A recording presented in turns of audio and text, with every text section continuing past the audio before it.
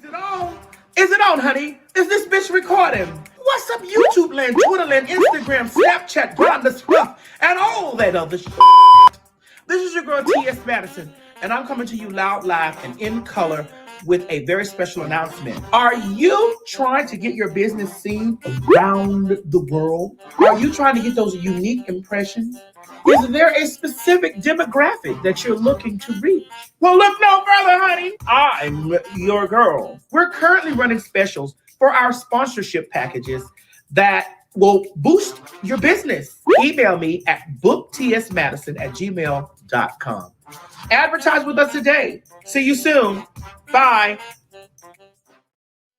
Maddie in the morning, Maddie in the morning, Maddie in the morning, Maddie in the morning, Maddie in the morning, Maddie in the morning, Maddie in the morning. What?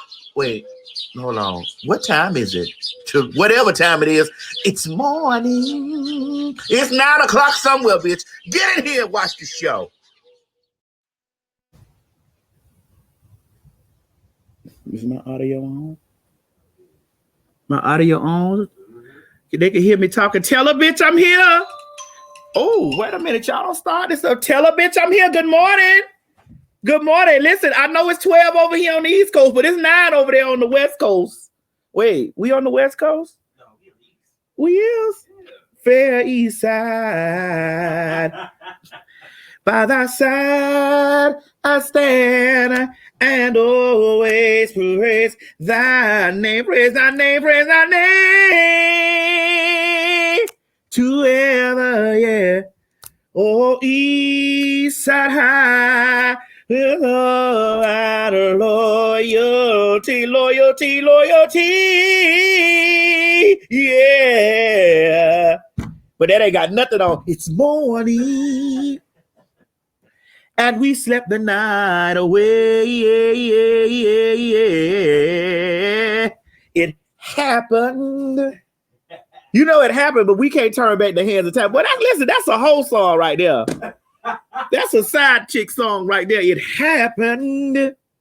And now we can't turn back. Oh my God. The hands of time, we can't turn them back. Basically, yes, we've stolen. You hear the words of that? Yes, we have stolen these moments. That bitch knows she was dead ass wrong laying up there with that man. That's a lot of songs back in the day. They seem so subtle. They were so subtle and nice. But when you yes, we have stolen up there, stealing that woman's husband. Yes, we've stolen this moment, and we forgot to face one simple fact: we both belong to someone else. God damn it. As we slept the night away, as we lay. Listen, so as we was laying down, you knew what the fuck was going on. You knew what you were doing. Pussy bust all over to the white meat. God damn it. Boy, they was selling fish sandwiches and sausage sandwiches like a motherfucker in there. She knew what she was doing. What? But guess what? She ain't care though. She did. They thought about it. And now it's time for us to say goodbye. Goodbye, baby. You leave at me. I know you got to hurry home to face your why? Oh, and she said, I would never, ever want to hurt her. No. Girl, she would never understand. You belong to me for just one night as we slept the night away. As we lay. Some of y'all out there singing that shit. I'm telling you. Some of y'all out there singing that shit, you know damn well you out there fucking up them people home like that. She said she didn't want to hurt her. I would never want to hurt her. No. Like what? She would never understand. But listen, Trina fucked all that shit up. She said, I'll probably fuck him in the living room. Trina came through and didn't give a damn about that shit. She said, I'll probably fuck him in the living room. I'll probably fuck him in the living room while his children home. And she said she'll do it while the children home or make him eat it. Why my period on? Because I'm a nasty hoe. A red bone, but a classy hoe. Young jazzy hoe. And if you're scared, don't be curious. Just ask me hoes, because yes, dick sucking cunt's quite natural, because I'm the baddest bitch. What? See, that's what we got to get up in the morning and start dissecting these songs and stuff like that, because this is why a lot of y'all hoes out here fucking up people home right now. And there are a lot of songs. It's a lot of songs we gonna have to get on here and start dissecting the words, because y'all out there fucking up these people home, putting y'all nasty dicks and nasty pussies on top of each other, knowing that woman got to go home and sleep with that man, or that man got to go home and sleep with that woman. You nasty, dirty, low down son of a bitch.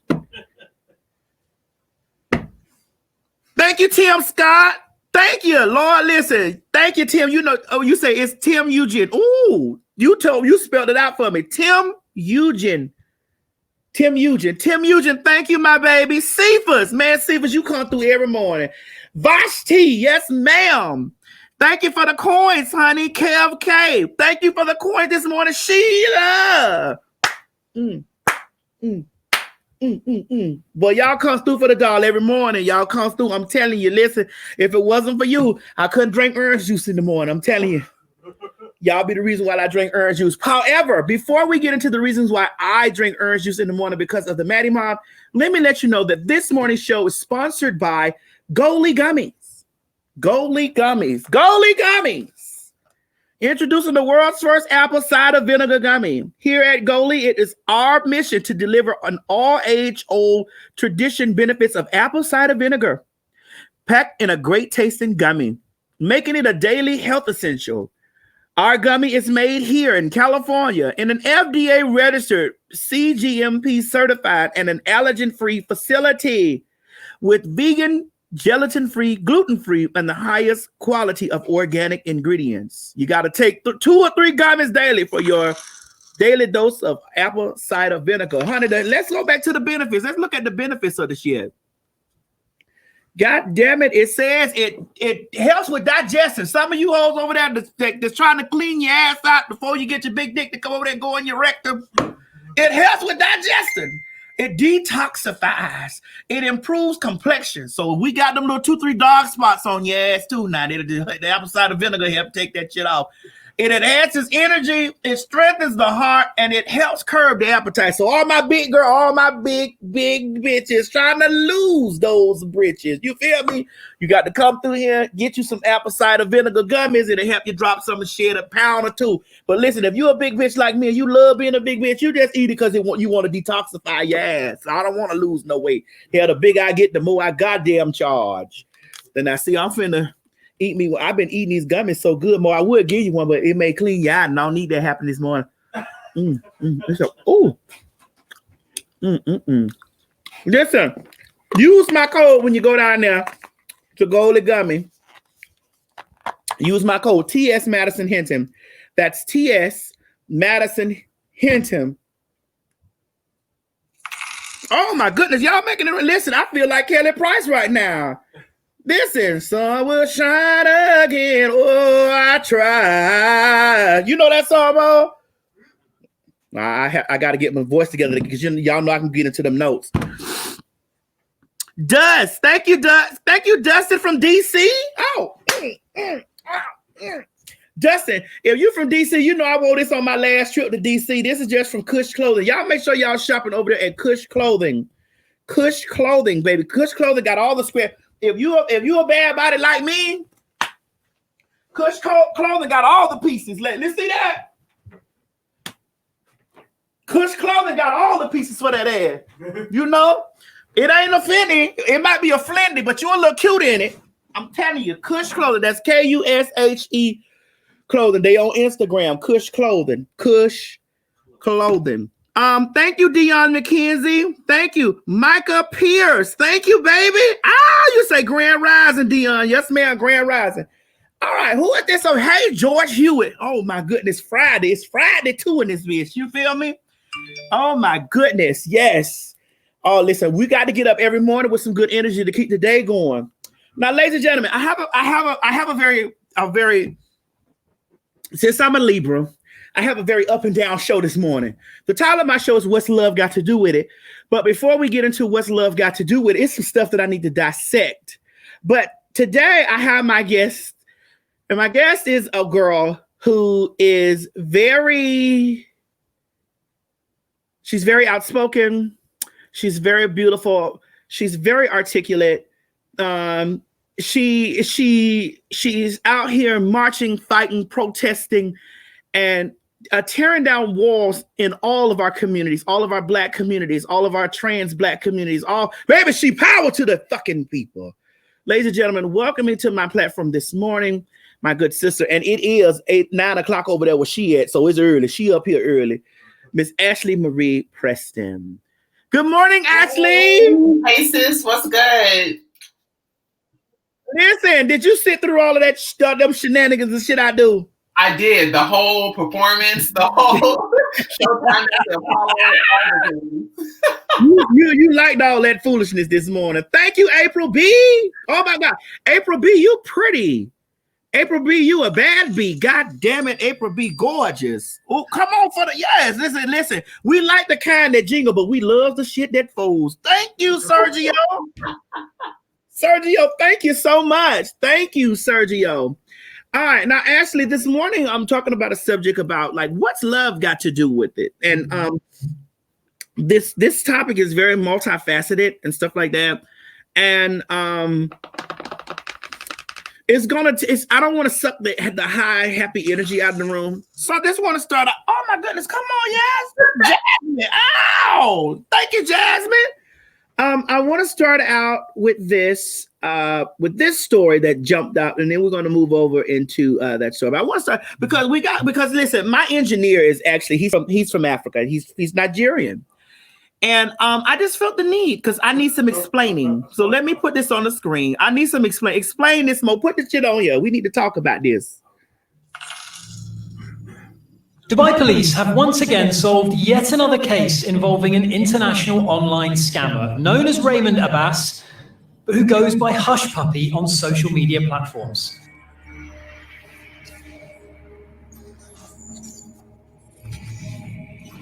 And just moving to the next one. In less than just 4 months, Dubai's police force was able to solve the new operation dubbed Fox Hunt 2, where 12 other gang members were also arrested.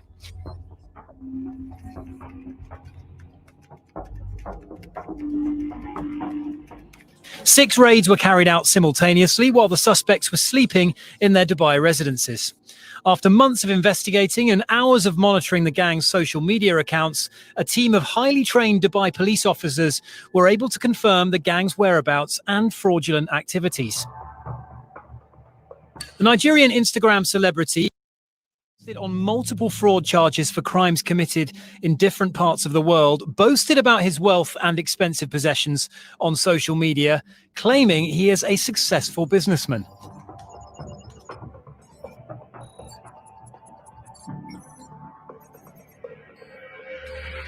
Little did Abbas know, Dubai e-police teams were tracking his every move and taking note of all his social media activities.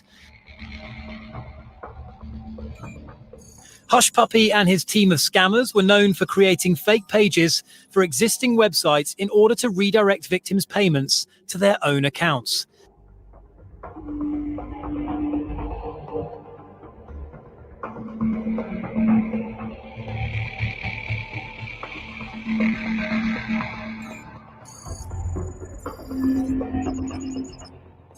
Dubai police have also found that the gang specialized in sending fake messages to clients in order to redirect financial transfers and people's bank details to their own accounts.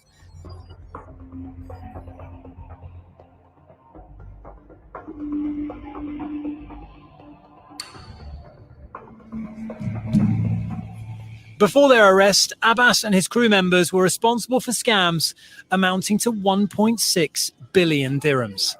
In the operation, police officers were also able to seize items worth more than 150 million dirhams after they claimed 21 computers, 47 smartphones, 15 storage memory devices, and 5 hard disks containing data. 1,926,400 victims. Money that was supposed to go to unemployed Americans could be in the hands of scammers. According to the website Crescent Security, the Secret Service apparently warning states all over the country that a Nigerian crime ring is exploiting this pandemic and committing fraud against several states, their unemployment insurance programs. According to that same website, the potential losses are somewhere in the hundreds of millions of dollars. Kristen? Wow, that's a lot of money. I should think. Wow, that is a lot of motherfucking money. Mo, you got some explaining to do. Who is them niggas? I don't know them niggas. Who is them niggas? I don't know. What part of Nigeria they from? What the hell was they doing over there in Dubai? Now you know goddamn well this. I'm telling you, they were vacation. Instagram gonna fuck y'all up. Instagram, Twitter, all that shit gonna fuck you up. Over there doing it with that fat pad. Now I've been flossing on that candy cane. Over there still tipping on 4-4s. Boy, listen, cuss them niggas out because I ain't got my unemployment check yet. Hush puppy though. Now I'm craving hush puppy. First of all, that bitch looked like a hush puppy and fries put together. No shade. Standing his ass up there in front of them damn talking about God. I went on that bitch Instagram. That bitch say, God done bless me. The God ain't bless you to take up ever. But what's wild is he did all that and lived to tell about it. We can't even go to a gas station here. We can't even like write a bad check and they coming in with like full barrels. And you got 1.6 billion, whatever the currency is over there. But which it came out to 400 and some odd million over here. First of all, nigga, it's like, won't you get somewhere and sit down? Won't you go somewhere and sit down? I told you, listen, the biggest joke that I made when Mo came in my house and shook my hand, I said, Mo, where you from? He said, Nigeria. I said, give me back my social security number. He fell out. Just like he falling out now, he fell out. I said, give me back my goddamn social security number. If you ain't gonna use it the way it's supposed to be used. See you with the shit already. If you ain't gonna help me, give me back my motherfucking social security number. God damn it. I shook his hand and he gave it back. It came back to me. But I think he transferred 2 or 3 of them numbers over there to that motherfucking man hush puppy. Because I ain't got my damn social security check, my social security money yet. Look, we all know. All y'all some kin over there, y'all cousins. We don't all. All y'all, well, listen, it don't even seem like he from the Zulu tribe, so don't even get him there confused. Because he damn sure got the stomach do. Because it look like that motherfucker got that stomach hangover more than that dick do. I'm guaranteeing you that. But listen, nobody would know because the pussy he paid for damn sure was hollering and screaming, bitch. Give me that bag. Give me that bag. Shit. Man, we went all the bullshit this morning. Hush puppy. Sister, hush puppy. Not even that. You got $400 million and like you ain't stepped up to a caviar or like no kind of hush puppy. First that came out was Captain D. Captain D, yeah, hush puppies. You want some tater chips with that? No, I want hush puppies. Motherfucker done stole 400 million. God damn. But see, listen, social media will fuck you up. Not once, not twice, but all the time. On there, putting your business out there. You done stole some shit. Now, if you legit, it's okay to post your shit on social media. If you legit, you ain't legit. Listen, if you think you don't see them pulling Karens together, Karen, college admissions. They out there, they're waiting outside of the school. They fucking shit up out here. You don't think that they gonna see you standing in front of 3 Bentleys, 4 Ferraris, helicopter, private jet. You think ain't no and don't know about you ain't got no album out. You ain't no album nowhere. Ain't nothing going on now. Ashley, ain't nothing going on. No album, no song. Ooh, books. Look right here. Now we all know. Listen, now I don't want to get on. But we know she got paid. If I don't know nothing else, then Black China's down. Real ass bitch give a fuck about a nigga. Big Birkin bag, scraps on my ass, pussy tigger. Believe that. Not Fire Festival too, bitch. Not Fire Festival too. Right. But Hush Puppet should have got somewhere and Hush your Hush Puppet. Damn. $400 million and living in Dubai. Them Dubai people say, where all this money? These niggas over here with too much money. They ain't got no rubles or nothing over in this bitch. You ain't got too much money around here. Ain't got no rap album nowhere. No, ain't no music video, nothing. You sitting on all these Bugattis and shit like that. You don't think the people's watching you? And believe you me, you hoes that's out there defrauding the government. I don't even play with the GOVT.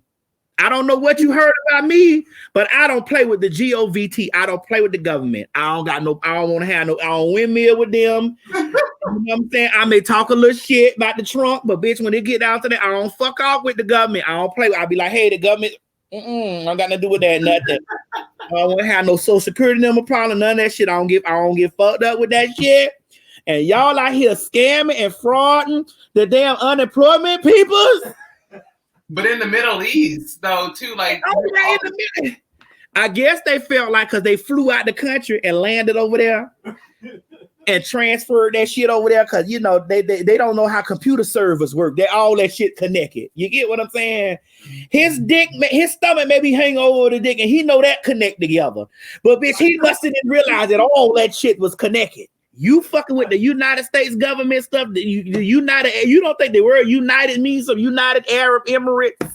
The United States? Man, please, fuck all that. I don't play with the government. Mo, call your cousin them. Tell them people to give them back their card. Tell them to cop a plea. I know, call over and listen, they ain't gonna get out because they're gonna be over there, house anchors on it because they headed to Nigeria. God damn it. Anyway, hold on, y'all. Thank you, Susan Henry. Thank you. DeAndre Raphael Tyler. Thank you, baby. SAC. Thank you, baby. Ronell Solomon. God damn it. A Solomon like the King Solomon's mind. My God, today.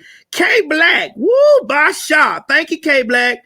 You say Bailey Hatcher say, they say Bailey Hatcher say he looked like Pleasure P. Well, I mean, he could have passed for Pleasure P, but they ain't got no album out either.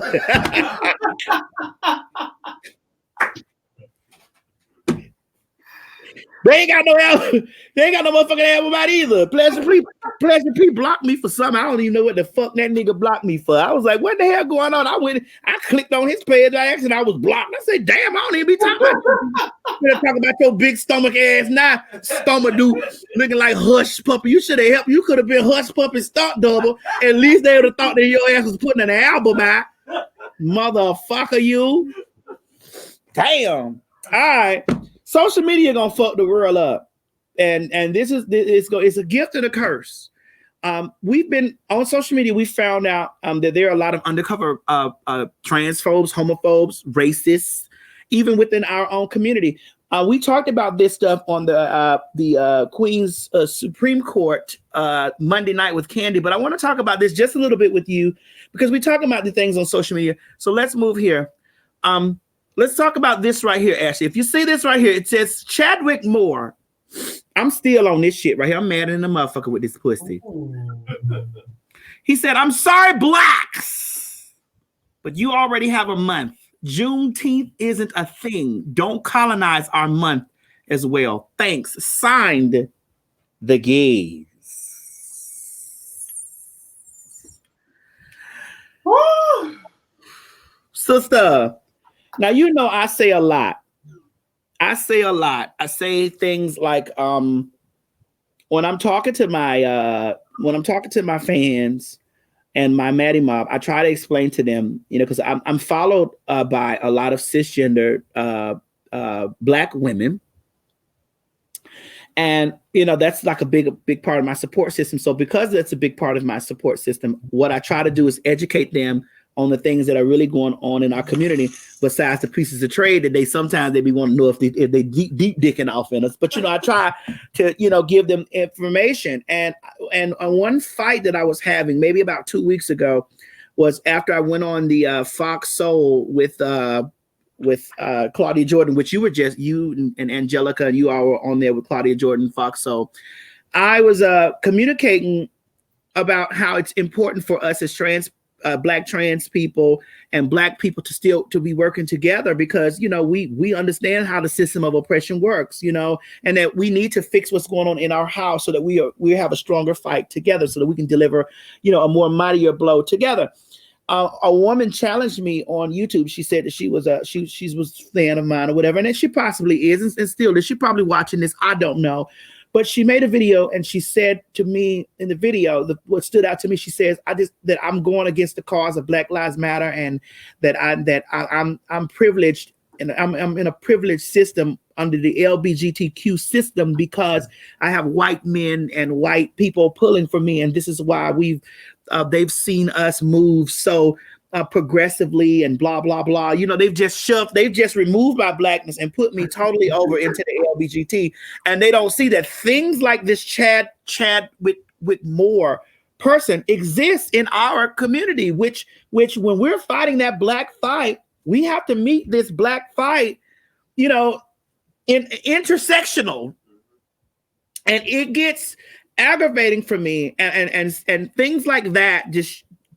I love to use these things as examples, to my community, my Black community. Like when I say, hey, don't try to separate us when I say Black trans lives matter, because when we're under that step, when you thinking that we're under the LGBTQIA umbrella, we're really not. Let's hear your thoughts and opinions on this situation. Well, that's exactly what I've been saying on every show. I just said it on MSNBC recently. I just said it on ABC, NBC. Like, the fact is that people want to know, how is it that a Black and brown trans woman kicked off the movement, throwing bricks and shit outside of Stonewall Inn, and then here we are in 2020, and Black trans women are still being murdered disproportionate to anybody else in the LGBTQ community. And that's because people have a lack of understanding around intersectionality. And so, just without making it too academic, when people think about our existence as Black trans women, racism, sexism, and transphobia don't line up and wait they turn. They strike simultaneously. So the thing is that I'm never just going to have the experience of racism in this area, then I go over here and it's only transphobia, then I go over here and it's only sexism. And so in the community, I think you said it pretty much, like in the community, the issue is that like they think that somehow that because we share space and community with gay white men that we get access to white privilege, and that the only value that Black people have in the gay community usually is when they want big Black dick. That's the only fucking time that Black lives matter in the LGBTQ community. Matter of fact, Black dick matters. That's it. And so we see the way that trickles down when we have the situation with Ed Buck and Jamel Moore. That man had 2 Black bodies wheeled out of his fucking house by the coroners, and yet he was still sitting at home sipping on Folgers and watching the news. And it's because there's no value assigned to Black lives. And so when I read stuff like what Chadwick, whoever the fuck, said, what it's just a reminder of is even in the LGBTQ community, even when they say queer, and this is my own personal, this may get me in trouble, but this is just my opinion personally. When I think of the word queer, even, which there used to be fighting words back in the day where I'm from. Like, I'm from Kentucky. So like when you heard queer, there were fists following that usually. But now, the kids have reclaimed it, and it's like empowering, and it means all this other stuff. But I feel like that should be assigned to people who have multiple layers of oppression to their identity. So if you're a gay white man, typically the only thing separating you from the full benefits of white supremacy is your gayness. And if you live in LA or New York or, Miami or some of these places where you're like the new accessory this fall, you actually get rewarded for being like stylish and gay and all of these things. Not like some of these backwoods, cities where, you know, they'll find you somewhere. And so that is the perfect example of what we're talking about when we're talking about the fact that, you know, gay white men will use their sexuality as a shield to absolve them of the responsibility of dismantling systemic anti-Blackness, transphobia, and sexism. And in fact, 9 times out of 10, they're worse to us than anybody fucking else because at least they don't even want to fuck us. You know what I mean? At least trade will keep it cute. You know what I mean? From the hours of 2 a.m. to 6 a.m. They don't even want to fuck us. So... Yeah, I mean, but this is the thing, and this is why I try to tell my people of color, like, listen, we're not trying to have a separate movement here.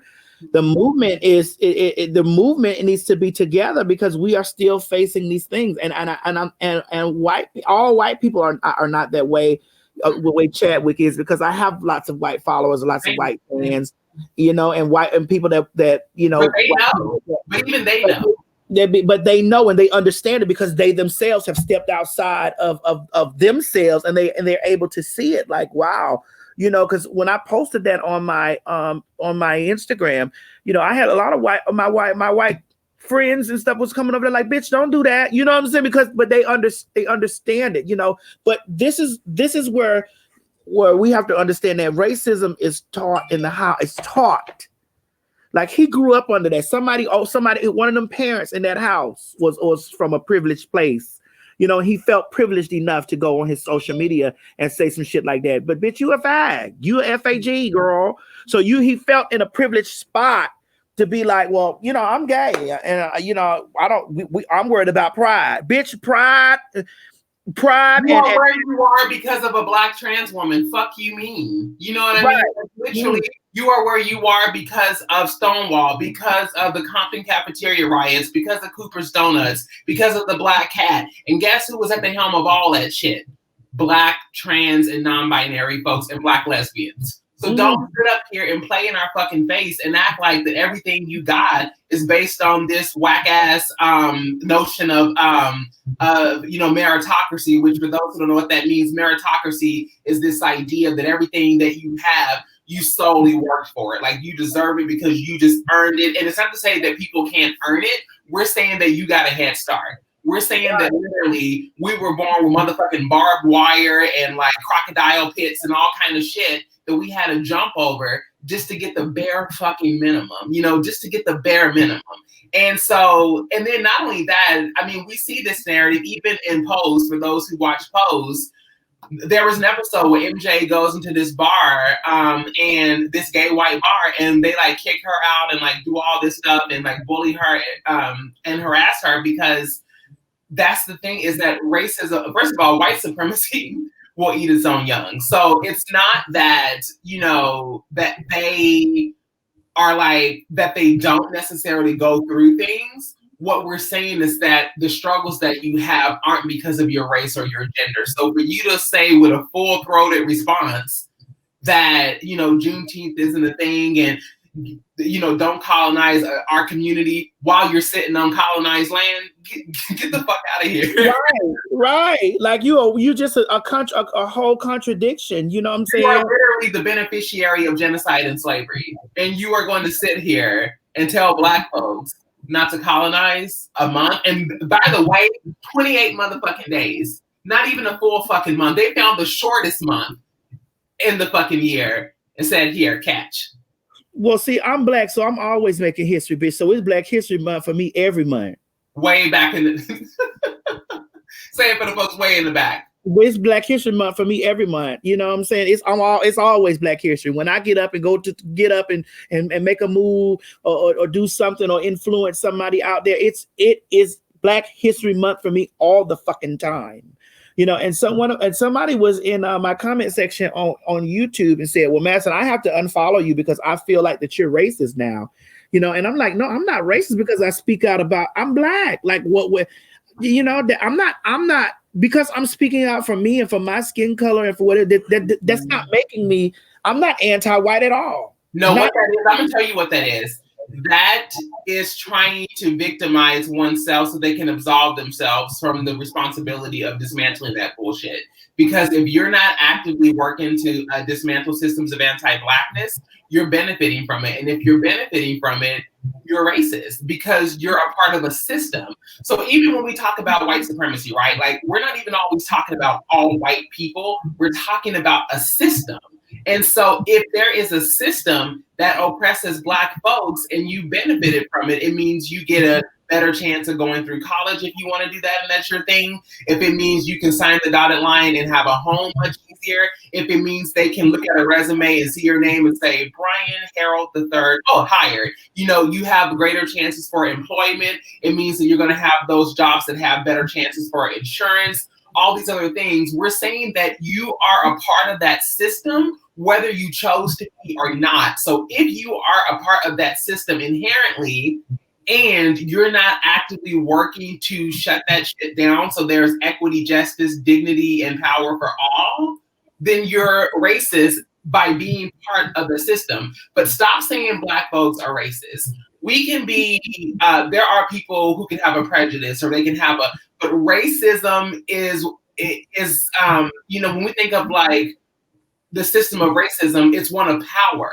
And so Black folks, especially Black trans women, don't have a structure or institution of power that we can oppress a group of people. We don't have that. So basically they want to demonize us for responding to our oppression by, you know, well, Black on Black crime or, you know, this, that, this and the other. It's basically just an opportunity to distance themselves from the fact that they're uncomfortable. And when they get uncomfortable, they will just shift it and start blaming it on us. Right. And I want you to do this here for me, Ashley. I'd like for you, you know, for the people that are out there that are watching that might not really understand why it's important for us to separate Black Lives Matter from the All Lives Matter situation. I know Black lives, we're not saying that all lives don't matter, but, you know, can you break that down just a little bit for us? Yeah. So basically, there's a couple of things which is so weird. I'm kind of stuck on a second for with the Chadwick thing. First of all, there are Black LGBTQ folks. So when you're signing the gays, basically you're signing the white gays.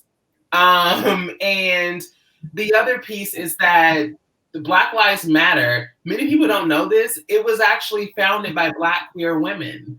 So this whole notion that there's this like two separate communities, there's overlap, they intersect. Like, so it was, as always, those of us who have to experience multiple forms of oppression simultaneously end up taking on this labor because it's life and death for us. It's not because, you know, we want to get like an article in HuffPo or no shit like that. It's because while you're, you know, experiencing discrimination for being Black, we're also experiencing it for being Black women and also experiencing it for being Black women in the LGBTQ community. But basically, we're not saying that all lives, you know, that only Black lives matter. We're saying Black lives matter too. You've never had to look around in America and question whether white lives matter.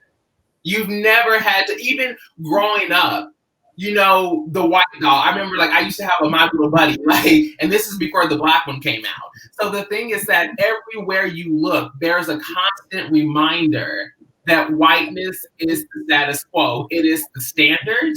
It is preferred. You're rewarded for, you know, Eurocentric standards of beauty. You're rewarded for, you know, a certain type of culture. There's just all of these different elements that go into it. But basically, people aren't stupid. People know damn well that when we say Black Lives Matter, that we're not saying other lives don't matter. What it is that they're afraid to look at the way in which they're participating in racist systems because they're afraid that their delusion of what it means to be a good person is going to be disrupted by looking at the ways in which they participated in anti-Blackness and refused to disrupt it. Right.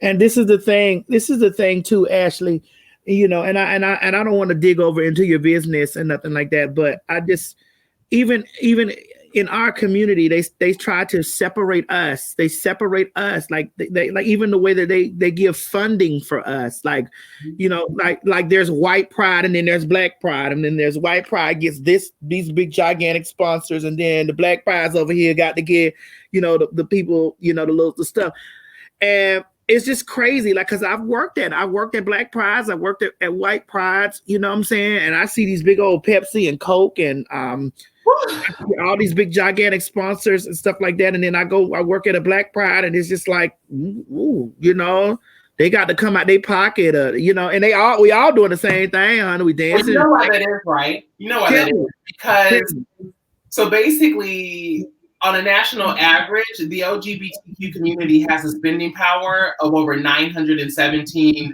billion, and it's now actually over $1 trillion. Globally, we have a $3.7 trillion spending power with these corporations. But when you look at Black trans women, on a national average, we make less than $10,000 a year, which is why I'm so happy when I see people showing you love on his Cash App. So how is it that we can have a global spending power of $3.7 trillion and in the States over $1 trillion? But then when it comes to those of us, who are Black and trans and women, we can make less than $10,000 a year on a national average. That's because these corporations know that when we're pandering to LGBTQ interests, we're specifically pandering to the breadwinners, to the folks that are going to be able to break bread, in their opinion. And that is typically white gays or those who are they're more privileged, because there's another conversation that we're having lately, even outside of race, and it's class solidarity. So it's the folks that are Black and brown, but now that they've arrived, I'm not like them. They're working really hard to assimilate into these systems of whiteness that are steeped in anti-Blackness. And so then they echo the oppressor and then turn around and have the audacity to fix their mouth to justify the fuckery that we have to ensue. And so that's why earlier I said something to the effect of, I refer to people as the beneficiary, Chadwick, beneficiary of genocide and slavery. Well, see, the thing is that you don't have to be white to be a beneficiary of genocide and slavery. A beneficiary of genocide and slavery is anybody who gets to lick up the crumbs that fall from the table of white supremacy in exchange for their cooperation. And so we see RuPaul, some of these other people who get that, you know what I mean? Like, they are in those spaces, they get to be the token, they get to tap dance and spit out watermelon seeds and all kind of shit. And then they get to hear that clink, clink in their account at the end of the day. And so that is how dangerous white supremacy is. It will actually turn your own on you, but that's not new. When we talk about history, the field slave, house slave dynamic, they purposely took some of the slaves out of the field and put them, it was still a fucked up conditions, but they got like a little bit more privilege over the ones who were in the field. And so that was so that they can employ, divide, and conquer. Fast forward really fast, and I'll give it back to you. Even when we look I'm fine. I'm loving you because I'm getting educated too. This is how they turn Black folks against us too. So earlier we were talking about the LGBTQ community and how there's this notion that LGBTQ Black folks don't need, protection from, anti-Blackness because we're sharing space with white gays. But the thing is that if y'all notice, the same day that they gave us workplace protections in the Supreme Court as an extension of the 1964 Civil Rights Act, for those who didn't know, that just happened recently. So they now said that that it's unconstitutional to discriminate against someone on the job based on their sexual orientation or gender identity. However, that same fucking day, they refused to hear several arguments in cases on qualified immunity. And so what qualified immunity meant is that when a police officer does some corrupt shit, I don't know, puts their knee on somebody's neck and kills them, whatever, it makes it difficult for you to be able to sue, not only convict and try the officer who did it, but to actually sue the police department. So they refuse to hear cases that would yield aid and resources to the families and loved ones of the people who are out here getting killed. They did that shit the same session that they gave us rights. So if you're somebody who's cis heteronormative, Black, you're just like Southern Baptist fish, whatever, like all you know is that, how are you struggling? They just gave y'all this, that, and the other. And then we're still out here trying to get justice for, George and Ahmaud and Sean and Brianna and all these. And it's like, but what y'all don't understand is that was intentional. They did that to solicit that response and that sentiment and that emotion. We saw them do the same shit with marriage equality. When gays and lesbians took their wedding rings and rainbow flags and husbands and wives and went the fuck home and left trans folks out there to fend for ourselves. And in that same session, they gutted the Voting Rights Act. When we talk about voter suppression, who are the communities that are disproportionately impacted by voter suppression? Black folks.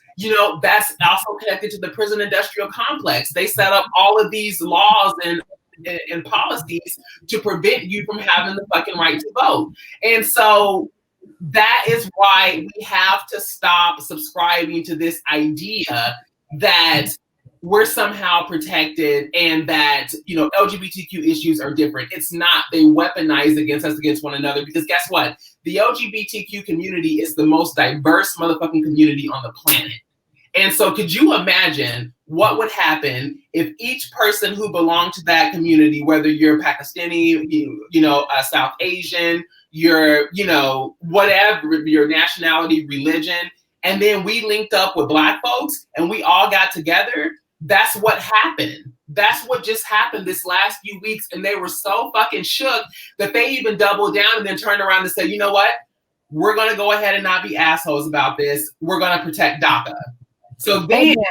Hold on, sister. Hold on, because we got to get back on this. Now, hold on. You see that right there? Yeah, hold that, Mo. Here's the thing, too, sister.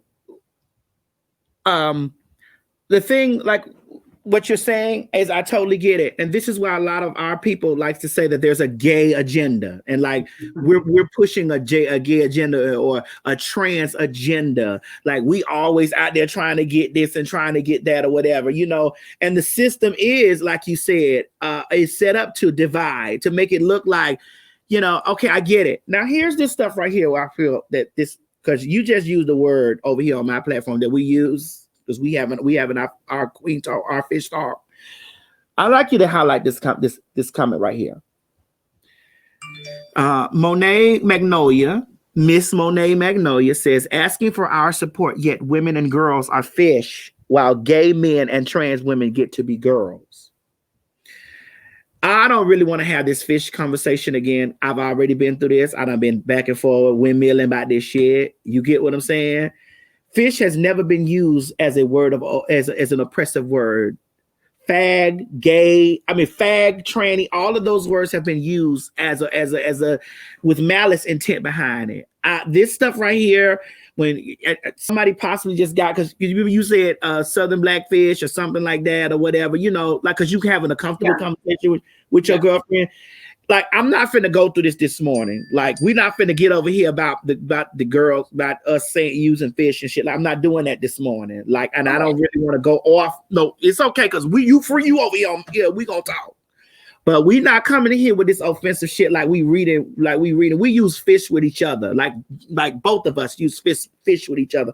I'm not doing that this morning. So Monet, listen. If you feel offended by how we having a conversation over here and educating our community on stuff like this or whatever, girl, and you heard fish slip from Ashley's mouth or mine, you can politely leave.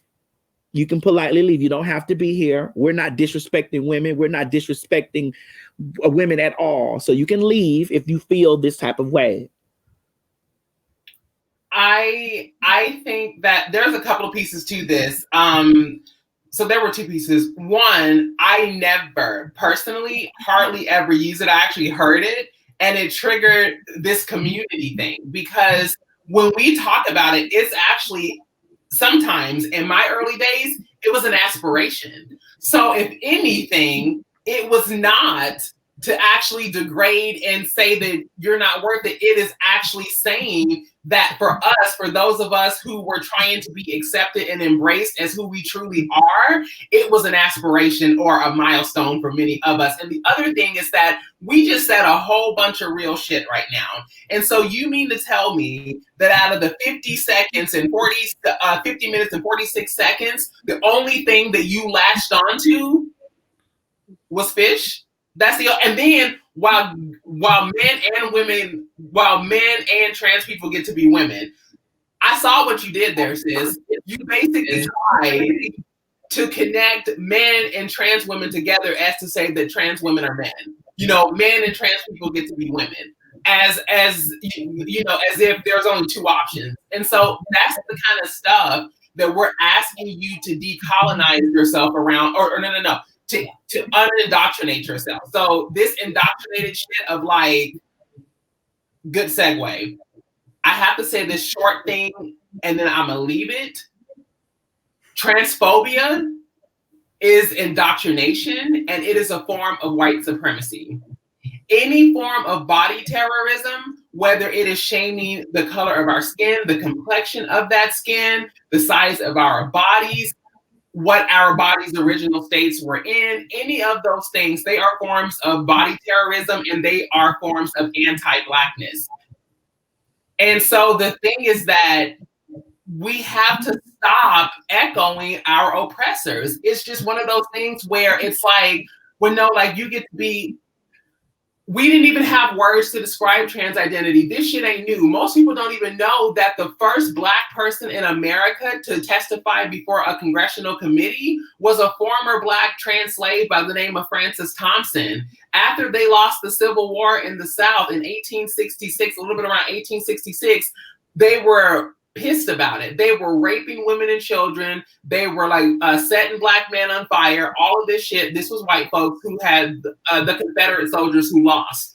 A Black trans woman had the courage and the guts after those soldiers broke into her home and raped her and her roommate Lucy Smith to go all the way to the north just to let them know what was happening down in Memphis, which then was the whistleblower that like actually set off toward the Emancipation of Proclamation, which didn't end it, but it led up to Juneteenth. Y'all have a fucking Black trans woman to thank for that. And so the thing is this notion that like we're somehow stealing something from you by living in our truest, most authentic self is false. It's false. No one is trying to take your womanhood. No one is trying to, because the women I grew up with, all of these notions of womanhood, I grew up in a matriarchal family with strong women. So the things that we assign to womanhood, like I'm a real woman, technically they were doing shit that the man was expected to do, but we couldn't count on them for shit. So I was raised by a woman who worked 2 jobs, went to school, you know, raised 2 kids by herself, all of these things. And if you were to look at her, if you didn't see a woman, if you didn't know her name, you would think that that was a man. So we have to step away from these social constructs of gender and how we're supposed to perform or how we're supposed to show up in the world, because there's still nations in Africa where they don't even know the gender of a child till they're 9 years old. That's in 2020. You know, these places that have been untouched by white supremacy and colonization. So anyway, that's my. It's okay, but I like these types of conversation because I get it, and I don't want to, you know, be in here arguing with anybody that's a part of the Maddie mob. But it's just like I don't know how much more that I can arguing. I don't know how much more I can convey to you that. Like that I'm like if you and I are talking, girl, I could say you the fish, like girl, you look like fish, bitch, or you could say Maddie, you is giving fish this morning. We're not reading women, we're not disrespecting women, it just like you don't understand. Like as much as I try to bring laughter and joy and education over here to my platform, someone is with the shits with that stuff. And I see Monet said that she watches me every day. Here, put it up there. She says she watches me every day. And she says, I never agreed with the use of fish, even when I was a non-gay around the girls and drag queens, and it sucks now. But it just out of all the So this stuff. is a trans woman? No, I think she's a cisgender woman, a woman, and they don't like us, saying cis, like like they said. Wait, that person said when I was a non-gay and around. Maybe she might be lesbian. I'm not sure. Well, the thing is that I'm just going to say this. First of all, it's always love. Because one of the things that I talked about on Claudia Jordan's show last night was that we have to get to a place where we afford one another compassion, the same way people afford compassion to white supremacy. And so that's why I try. That's why I try. I try to be like, I try to do stuff and I try to meet it with peace, because it's just we can hold people accountable and hold them at the same time. So holding you accountable is not a bad thing. This is part of what needs to happen. We have to have these uncomfortable conversations about the ways in which we police one another in ways that we aren't policing white supremacy around. And so the thing is that this is why many times we feel silenced and censored, and we suffer all of this ancestral agony because we don't even have a safe space within our own community, and even the spaces that are for us. You're on a show with a Black trans woman who is a media pioneer, in my opinion, and another one who's out here moving and doing it and moving and shaking, and yet this space is supposed to be sacred to us, and we can't even have an honest, authentic fucking experience in our own spaces.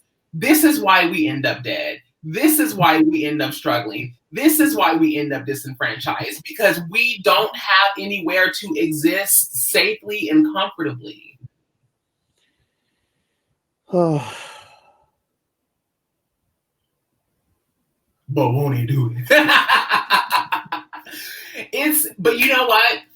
It's all love. And the thing is that, again, we ask you to really hone in, lean in, and listen for those opportunities to connect with us, not listen for the opportunities to get to disagree or feel slighted or to do, because again, it's taking a shortcut. It's a shortcut just to not engage and not have to do the work. King Kashmir says, please explain that gay slang term words are a key form in the past that we use as codes to protect us from not being revealed and getting beat up or killed. They don't know the history behind our slang. Period. That's eloquent as fuck. That's really what it is. Is that even, and again, we were talking about this before we went on air, when I was talking about that, for those who don't follow me, know me, who've never seen me on TV or anything like that, basically my story really quick was I was 19 years old, came from Kentucky, never had words to describe trans identity, got a job, transitioned, got discriminated against on the job, got fired, became homeless, couldn't even go to a shelter. I was so desperate I would have went to a men's shelter. They wouldn't even take me. I was on the streets, did sex work, got into drugs and all that out of survival.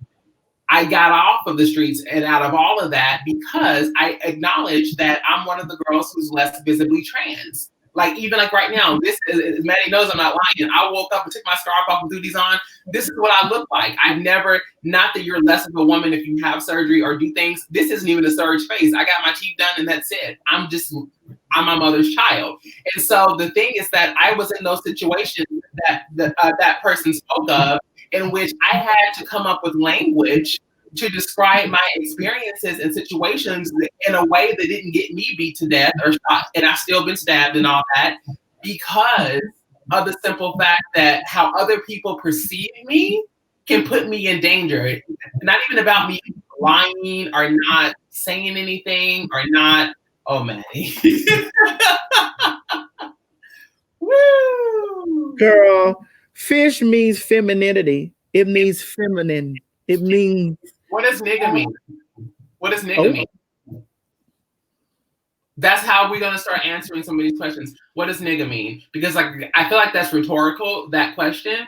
And so the same way nigga meant nigger, and there's a lot of people from a different generation who felt that nigger or nigga or any of it is offensive. So the same way we're policing trans language, why aren't we policing Black language culturally? Because you understand it. You have an ancestral and cultural tie to a lot of these slang, colloquialism, like, and all these other things. So all we're asking is don't try to rob us of our form of expression in ways that y'all don't rob one another in the cis hetero Black community of. That's just it. You know what I mean? But that's all I'm gonna say about that, because personally, it's just. Sister, listen, they went on a whole campaign on me maybe a month or two ago. A whole campaign. Like, you can look it up on the YouTube streets. You can Google it. Girl, it was a whole campaign against me because of something that I didn't even create. I didn't even create the term fish. When I'm having a communication with ladies in my private space, in my space, in my open space, I don't just walk up and call, hey, fish, or I don't either. I don't use the word. I literally don't even use the word at all. It was like literally. We were just talking. This is subconsciously we talking. Like, girl, yes, like, girl, like when you came on for sound check, I said, bitch, you was giving me big, beautiful. That's where I got it from. You giving me beautiful, gorgeous fish this morning.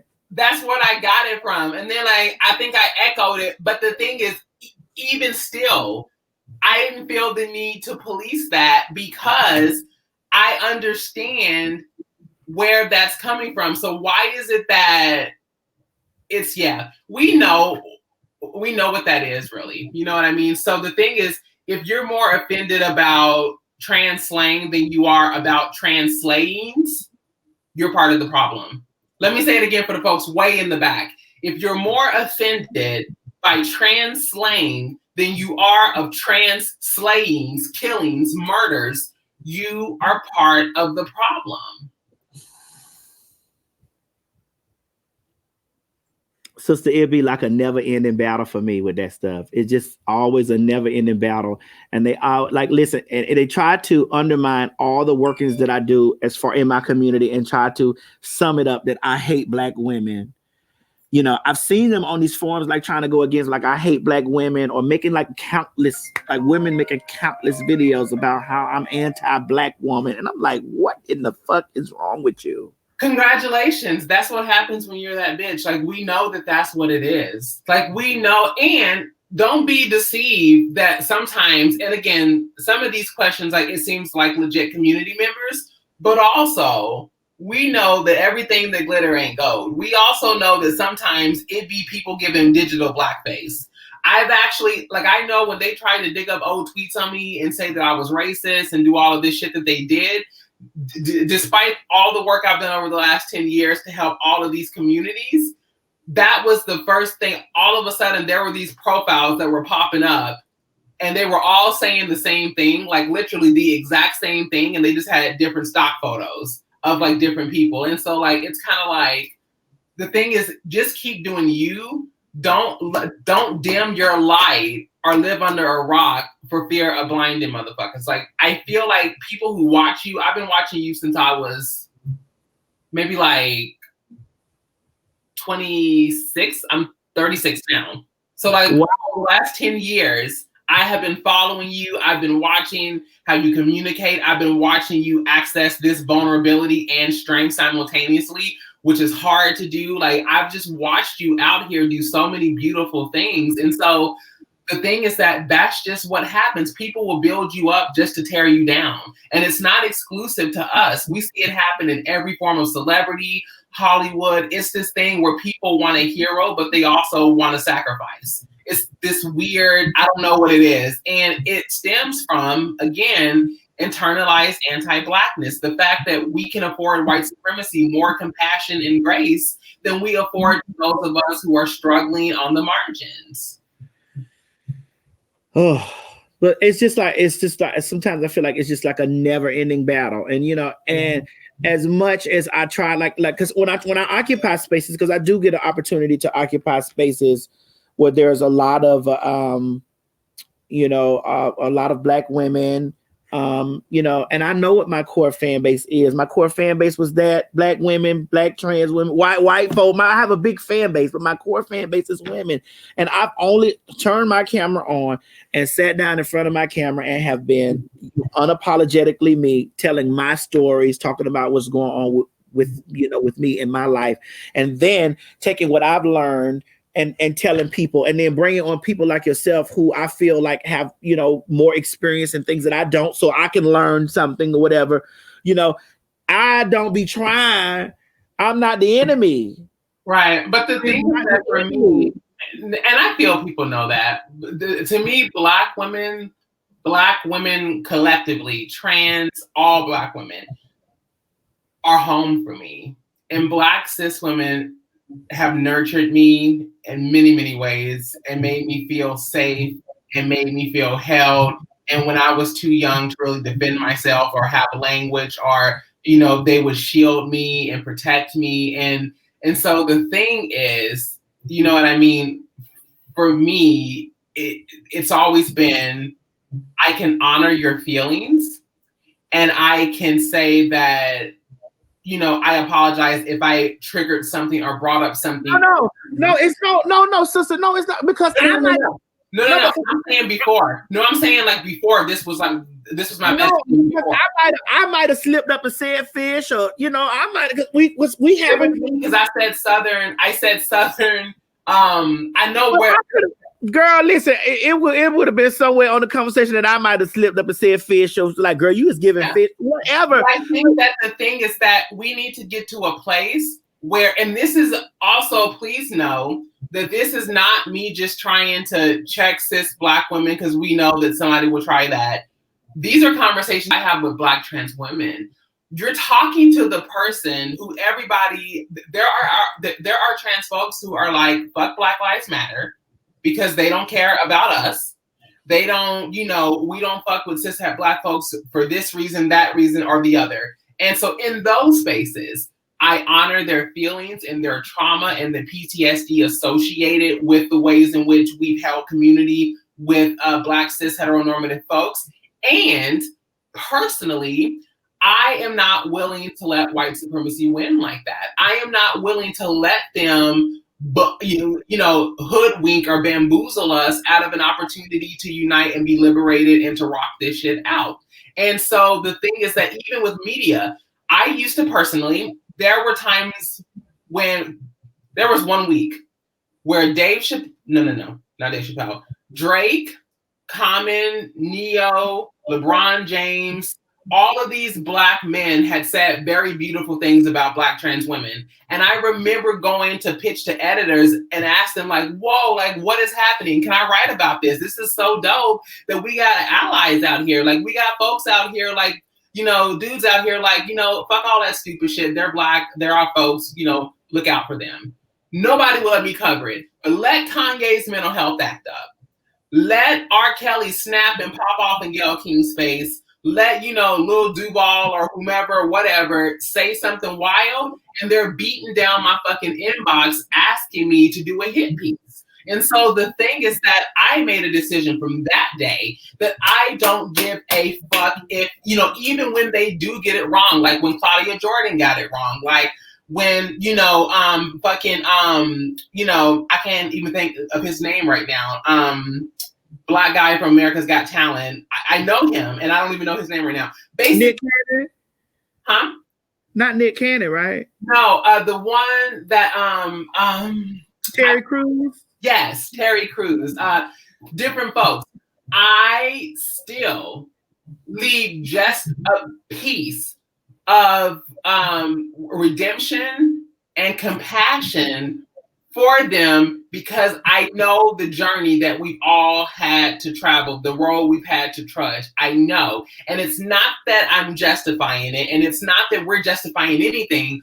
All we're saying is give us the same motherfucking compassion and access to redemption as y'all give everybody fucking else who dogs you. The fact that we all collectively as Black women are out here marching for Black men in their lives, and meanwhile we're dying at the hands of Black men. We're literally being murdered by the motherfuckers whose lives we're defending. And we still find compassion and redemption for Black men enough to show up and fight again another day. So why can't you give that to Black trans women? That's my own question. I think the reason why we find compassion and why we still do it, excuse me, sister, because we know how systems of oppression work. We know that they might get us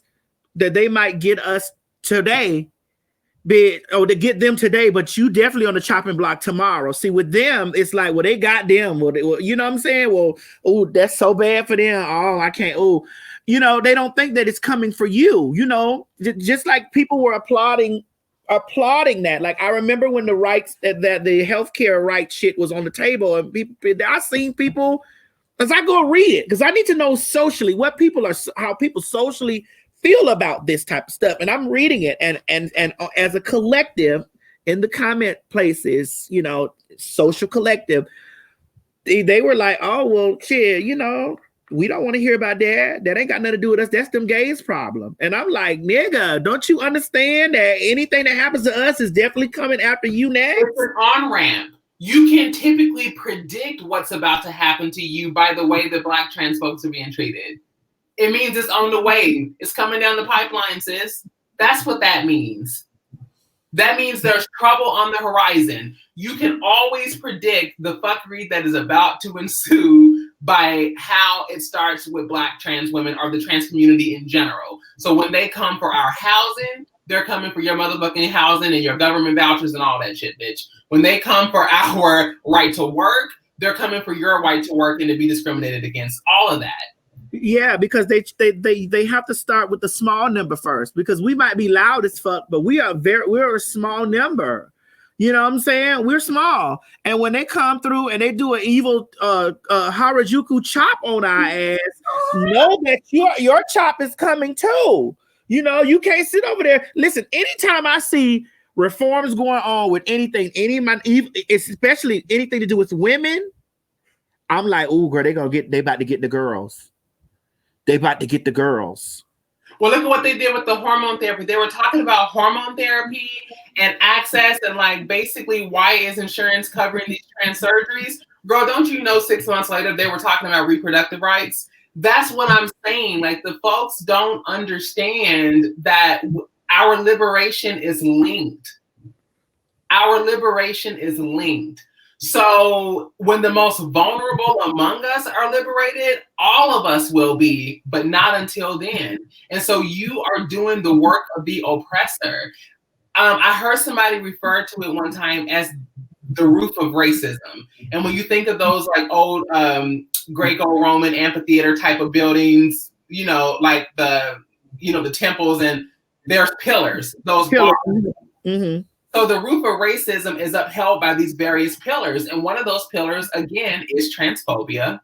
It is classism, you know, elitism, thinking that because you make a certain amount of money a year, that you went to a certain university, that, you know, you live in a certain neighborhood, in a certain zip code, drive a certain car, that somehow you're exempt from the clutches of white supremacy. And that's how you set your ass up. Just like that CNN correspondent who was Afro-Latino and got his ass arrested live on air, and they didn't even touch the white people who worked at the network. They literally arrested that man on air. And so not even his credentials could save him. He had literal credentials, and it didn't save him. So when we stop subscribing again to these ideas of respectability politics that are authored by institutions that have never fucking respected Black people, that is the moment we will know unity. That is the moment we will know solidarity. And that is the moment that we can get our shit together enough to be able to move forward and completely destabilize white supremacy in America. And they know it, which is why they take us out. The minute that we discover the key, the minute that we know that we have to build cross-cultural coalitions, and we have to work with immigrants, we have to work with, you know, undocumented folks, refugees, we have to work with cis heteronormative Black folks and communities, we got to work with the faith-based community. We have to work with all of these communities because they know that together we are unstoppable. But keep playing the fucking fool if you want to. Keep being the puppet to the propaganda, and you're going to continue to see the same thing after your lifetime is over, and after our lifetime is over, and again and again and again. And it's the reason it's been able to survive all these generations, because people are still playing the politics of the plantation. People are still subscribing to the field slave, house slave dynamic. They're still believing that somehow your Black Black life is worth a little bit more than mine because, you know, your gender identity is in alignment with the sex you were assigned at birth. Thinking that your Black life matters a little bit more than mine because, you know, you're not in the LGBTQ community or because you don't live in a certain neighborhood or because, you know, you're like less visibly trans, so that doesn't happen to me. That happens to those Boulevard girls. Or I've never been a sex worker, so, you know, like, I'm not. Sis. So I'm glad you got to that space. I'm glad you took it there. I have never felt more left out. Never. I've never felt more left out because, you know, I have been, I'm open about me, have been, you know, been a sex worker, been involved in the sex work industry or whatever, you know, and let me pull my mic up because you might have to, I might have to drop it after this. Let's be clear. What other Black trans woman, you know, can say she stand next to Jenna Jameson when it comes down to her business career and what it was that she was in, and she's no longer in that. Which other Black one?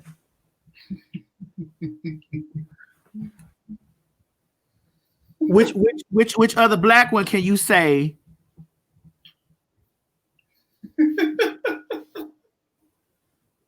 Did it, done it, left it, and is also now a part of all types of mainstream situations that's going on.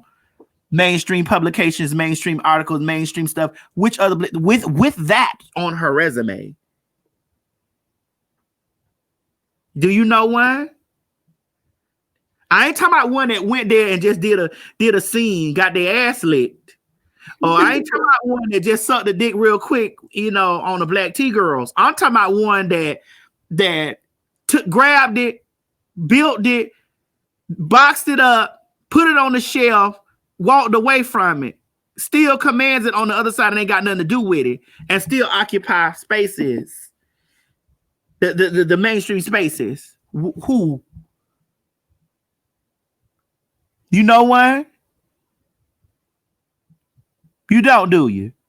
No. You only know one, don't you? So basically, I got bronchitis. You can't be.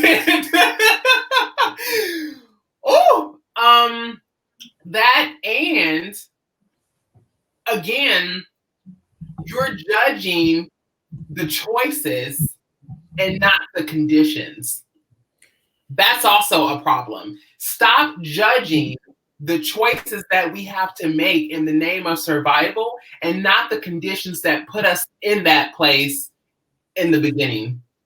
And I think that, again, it's this conversation around, you know, who has access to what, you know, who has access to housing, employment, social support, family. You know, sometimes you and I are both blessed to have mothers, you know, who love and nurture us. And even with my family, like, it's been a journey. But the thing is that these are all things that, you know, we have to acknowledge and we have to name. So if I'm out there doing whatever I got to do for 20, 40 bucks, you know, that was my story. I didn't even get to the career part of it. Like, I was there, like, I was at ground zero.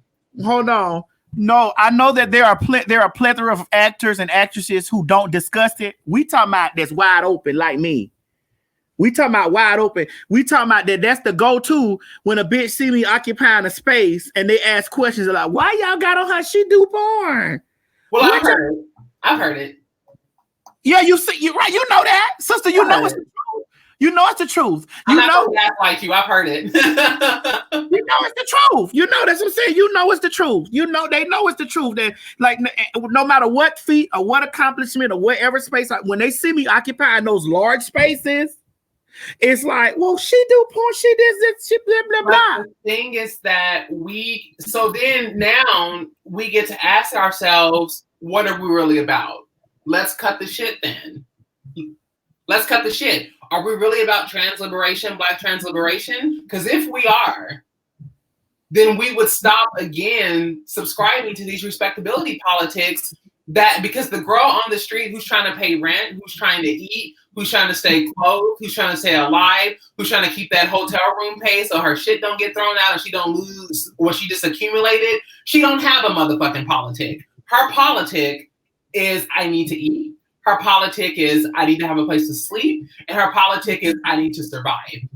So whenever we start shaming people for survival, then we're full of shit. We're posturing as if we are true advocates and activists and supporters of Black trans lives, when in reality it's horseshit. Because if you were, you would understand the conditions that inform the choices that we have to make in the name of survival. And I'm not going to sit here and play in your fucking face and act like I have not been in the room at the table next to people who have been like, girl, we're actually like more respectable than like that. And like they did that. And then they be doing that and cussing and ratchet. I'm glad that you're here. I'm glad that you're here so that people don't think that I'm just saying this shit just to be saying it. Like I'm saying this stuff because this is how they try to carry me. They try to treat me like this. Oh well, I'm glad that spin it around again, Mo. I think we focus. You can still hear me, right, Ashley? I can hear what you're doing. Hold on, we finna unfreeze it. Spin it around. No, just refresh it. Okay, hold on. Let me go over here then. Let me take me off of here, and then we'll go back. Yeah. That echo. Girl, listen, it's hard out here. It's hard out here for a pimp. That's why I work off 2 computers. But I try to tell people that. Like I try to make people understand that. Like you occupy a lot of these spaces, and when people like you and other people give me the opportunity to step in the room and pull my chair up to the table, because I'm not fighting to try to be in nobody's shit. You feel me? When I'm invited to come there and invited to share those spaces or whatever, you get that when people like, well, isn't she this? Bitch, I was rich when you girls was trying to find y'all hormone pills, girl. So I'm not trying to fight to be in no space. It's just the fact of the matter. Like, bitch, you can't shame me because I talked about mine, or I'm notorious for mine, bitch. And you real silent about yours, or you may speak, or I did a scene, or I might have got my ass licked. Yeah, but the thing is that is why I give credit where credit is due. That was always the thing that I loved and admired about you, sis, from the beginning. And I know that we just recently started maybe talking like a year ago, something like that. But like, honestly, I remember even thinking you were one of the girls, and this is real shit, you were one of the girls who inspired me to fight for my life, because I was always just kind of like a fighter, not in the early stages. Like, I got kicked around, doormat, all that shit. But then there was that moment in my life where I would hear you, like I would see you, like you'd be on the freeway on your phone in your car, and Trey would say something slick, and you would roll down the window and be like, "I'll beat your motherfucking ass." And I was like, yes. To me, that was more empowering as a Black trans woman to hear another Black trans woman say that it's okay to go in the trunk. It's okay to reach in. It's okay to reach around and have something portrayed. So that was more empowering for me to keep fighting and save my life than for somebody to get up on a TV screen and read these talking points from white execs at a major network that had nothing to do with my experience, that had nothing to do with my truth, that had no true relevance to the hell that I had to experience every single day, simply for having the courage to live authentically. Simply for just trying to survive. So as trans women, Black trans women, we don't moved away from the Black cis woman. Now I'm talking to our sisters. Stop that shit. Because every time you see another Black trans body drop, you have contributed to that.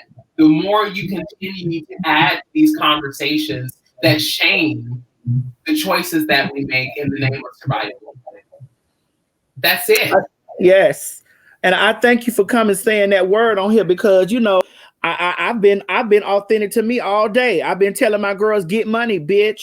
bitch, get money, hustle your money, hustle up. And I've been telling my girl, bitch, get off them streets. Fine, you get something, do something, bitch. If you can sew, if you can cook, if you can find something else to do, you ain't got to fuck forever. But if you got to fuck for now, and make a business from that shit and move on, you know.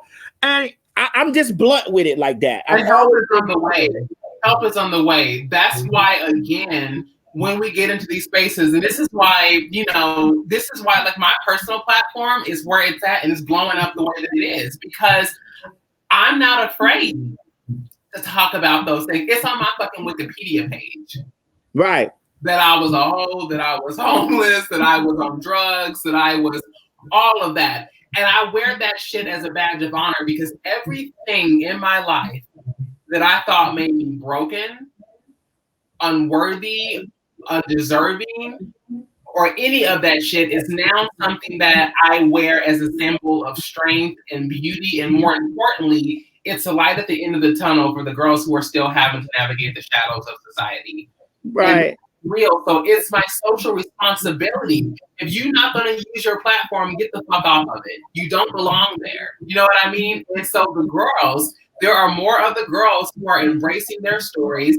They're speaking these truths, because you ain't got a front for family. I'm from the South. You ain't got a front for family. And so the thing is, you ain't got to get up here in front. You know, you may be fronting for these execs, but we know the real. We know the pain. We know the journey. We know the struggle. We know, the tragedy, but we also know what it's like to triumph. And so girls like me and you are important to this movement, because people are going to see us and be like, damn, like I just turned like 4 dates and I got only a fourth of what I would usually get. It's hard out here. I want to give up. I don't even know what to believe in anymore. And then they look up and they see, T.S. Madison. It's T.S. Madison, yes. And T.S. Madison done told him, bitch. And talk directly to them. It's been countless videos where I've sat and I've talked to my girls. I've talked to my girls about protecting themselves. That goes for trans women and cisgender women. Bitch, I've told them about protecting themselves, about how not to let men put them back in the closet. No, we'll do that tomorrow. How not to let men put them back in the closet. Like, girl, you done came out. You done found yourself. You living in your truth of who you are. Don't let no nigga put you back in the fucking closet, Well, that's what they tell us too, by the way. For the cisgender women who are watching, please know, because I talked about this on the Claudia Jordan's Out Loud show on Fox. The notion that like, oh well, like I get it, I like trans people and to each their own, but just don't be out here tricking people. Nobody's tricking anybody, sis. They know what they want, and they pay a pretty penny for it, or like money that folds. They pay for it. But the thing is, what they don't anticipate is a Black trans woman who knows her power and her worth and stands in it unapologetically. And the same way they get y'all together for that, and the same way they put hands on y'all and take y'all up out of here, they're taking us up out of here for the same thing. And so the thing is that when we get that confidence and that courage, and when we actually say, you know what, I don't deserve this, I'm better than that, they go through this whole crisis and they flip out and kill us.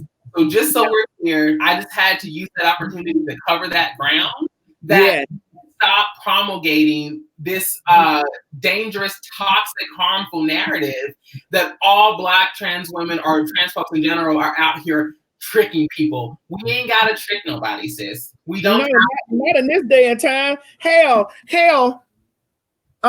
No, not in this day and time. Hell, how many? I don't even finna go there with you. I'm gonna talk about me. How many times y'all that done looked at me, seen my dick down a throat? Bitch, they came over here looking for that motherfucker. If they ain't come looking for that motherfucker, they was glad I had it. You feel me? So, and you owe it to yourself to be able to be with someone who wants to be with you. Stop chasing people. And that goes for everybody. Stop chasing people that don't add to your life. They don't add to your value. They don't add to your worth. I am not about to fight a cis Black woman over a man when I know that they out here making all the stops. They out here, they'll stop at your crib, they'll stop at mine. Let me tell you something, sister. Let me be real.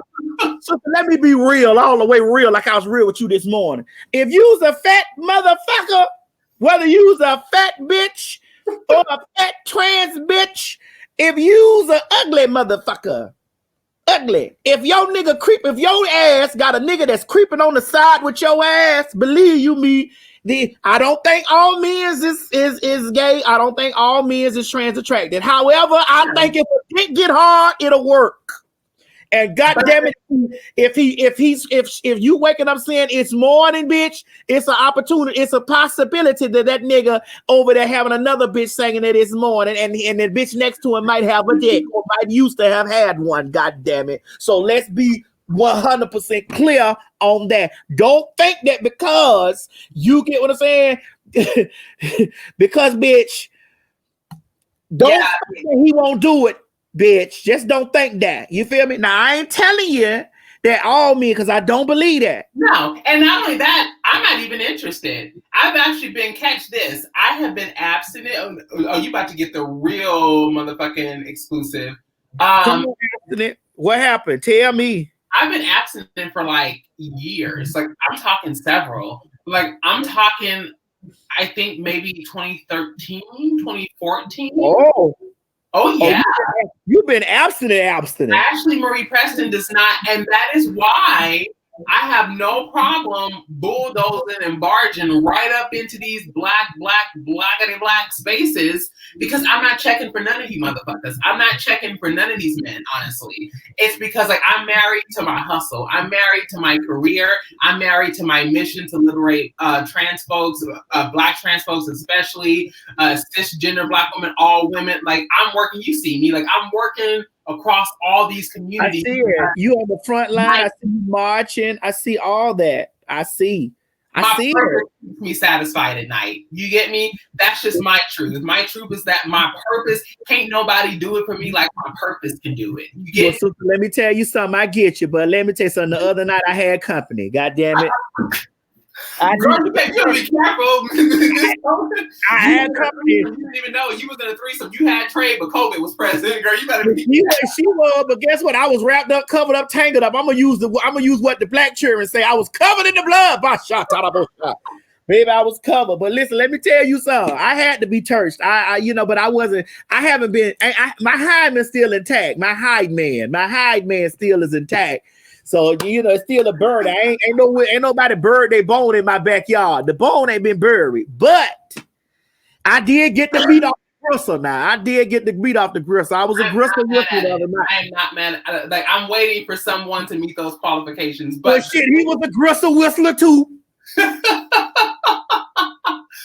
in the meantime, please know that our truth, our experience, our expression, our existence has nothing to do with you. If anything, see that as our philanthropic contribution.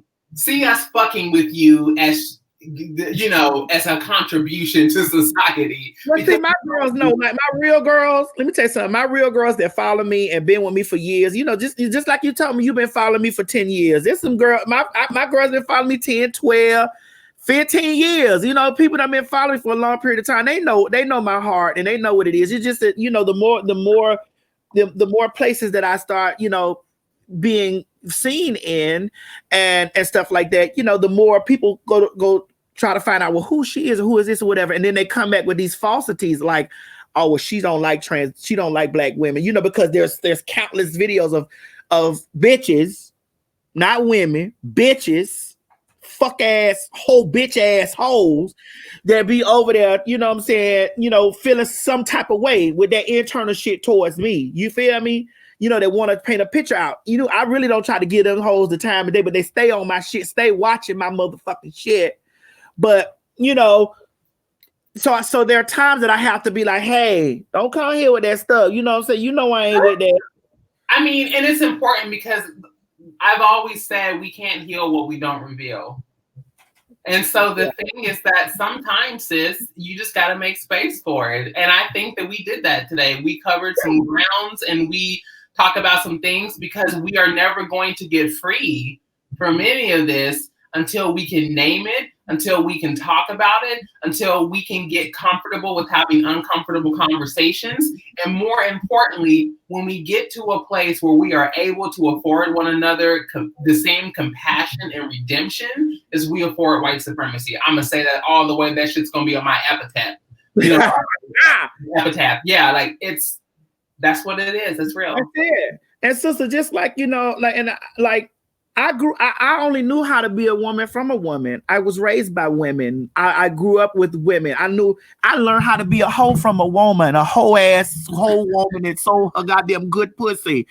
I knew what it was. I knew how to finesse niggas from hoes. Okay, that's how I learned. You feel me? And then I learned how to be a real ass bitch, give a fuck about a nigga from hoes. So I know, like my whole existence is because of women and black women, strong ass black women. My mom is a strong ass black woman, and we come from a long line of strong ass black women. So my motherfucking grandma she wasn't a person that you ever wanted to fuck with on their day. You feel? My grandma was the original Medea.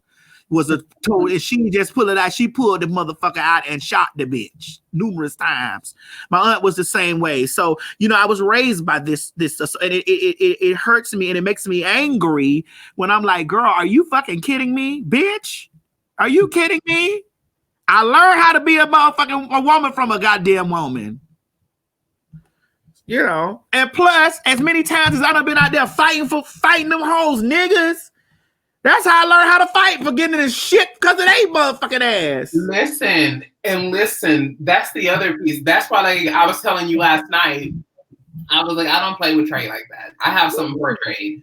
I am not, like, God rest in peace, like my sister's mine. But the thing about it is, what people don't realize is that when you are afraid of someone or something, and I mean truly afraid, like, I don't mean put off, I don't mean annoyed, I mean afraid for your fucking life, that truth will awaken this beast within you.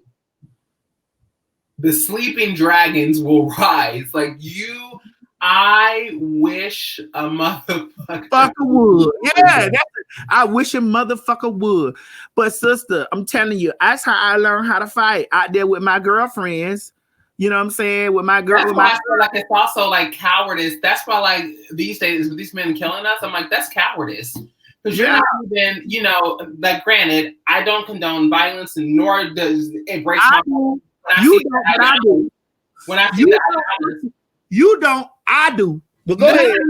No. I'm talking about violence toward trans women. Like, saying, oh, okay. So for the girls who aren't fighters, what I'm saying is that you shouldn't have to feel like you have to beef up like that, but know that I got you, sis. So if you're anywhere. And I went, you know, to DC a couple times with a couple of sisters for some events that there was going to be trade at, and I was like, I'm there.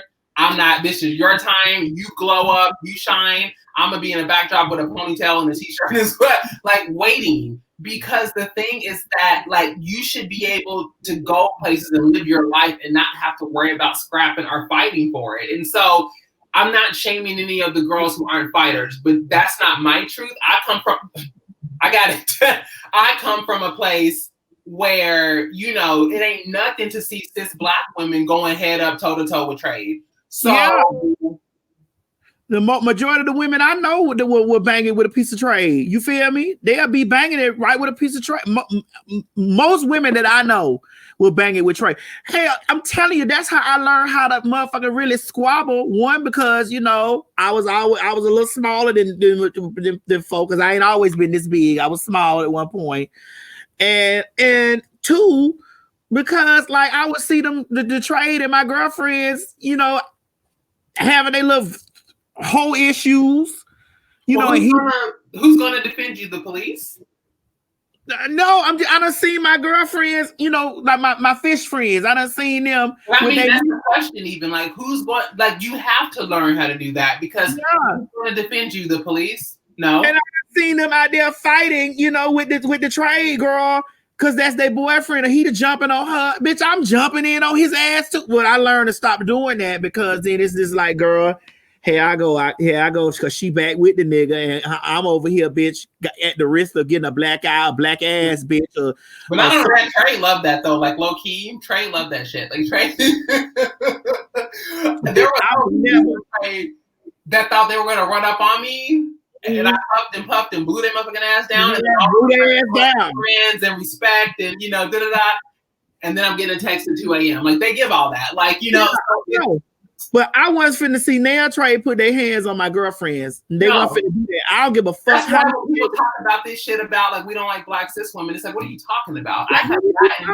Bitch, I done been out here. Bitch, I got holes in my knees damn near from falling all down trying to fight with your pussy ass boyfriend, bitch, or a nigga over there trying to bash you. I'm over here bashing your ass, bashing his motherfucking ass in his face with a stick, a rock, a shoe, or I'm out here windmilling with his motherfucking ass more than you. Like, yeah, like we fucking.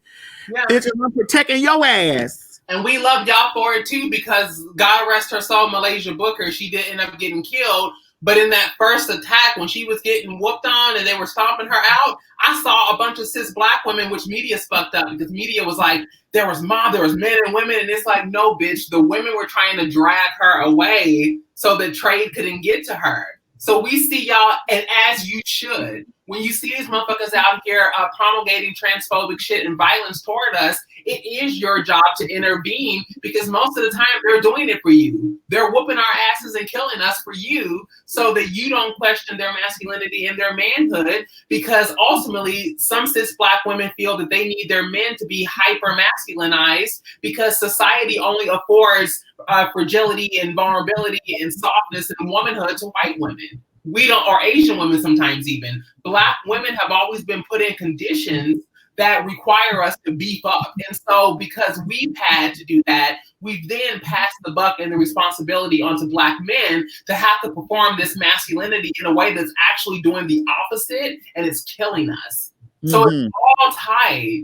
It's all tied together. Baby, we covered some things this morning, sister. I know it's early over there. What time is it over there, girl? 10:37. It's 10:30. And you up with all this energy over there? God damn it! I told you. Like I'm on Oprah time, girl.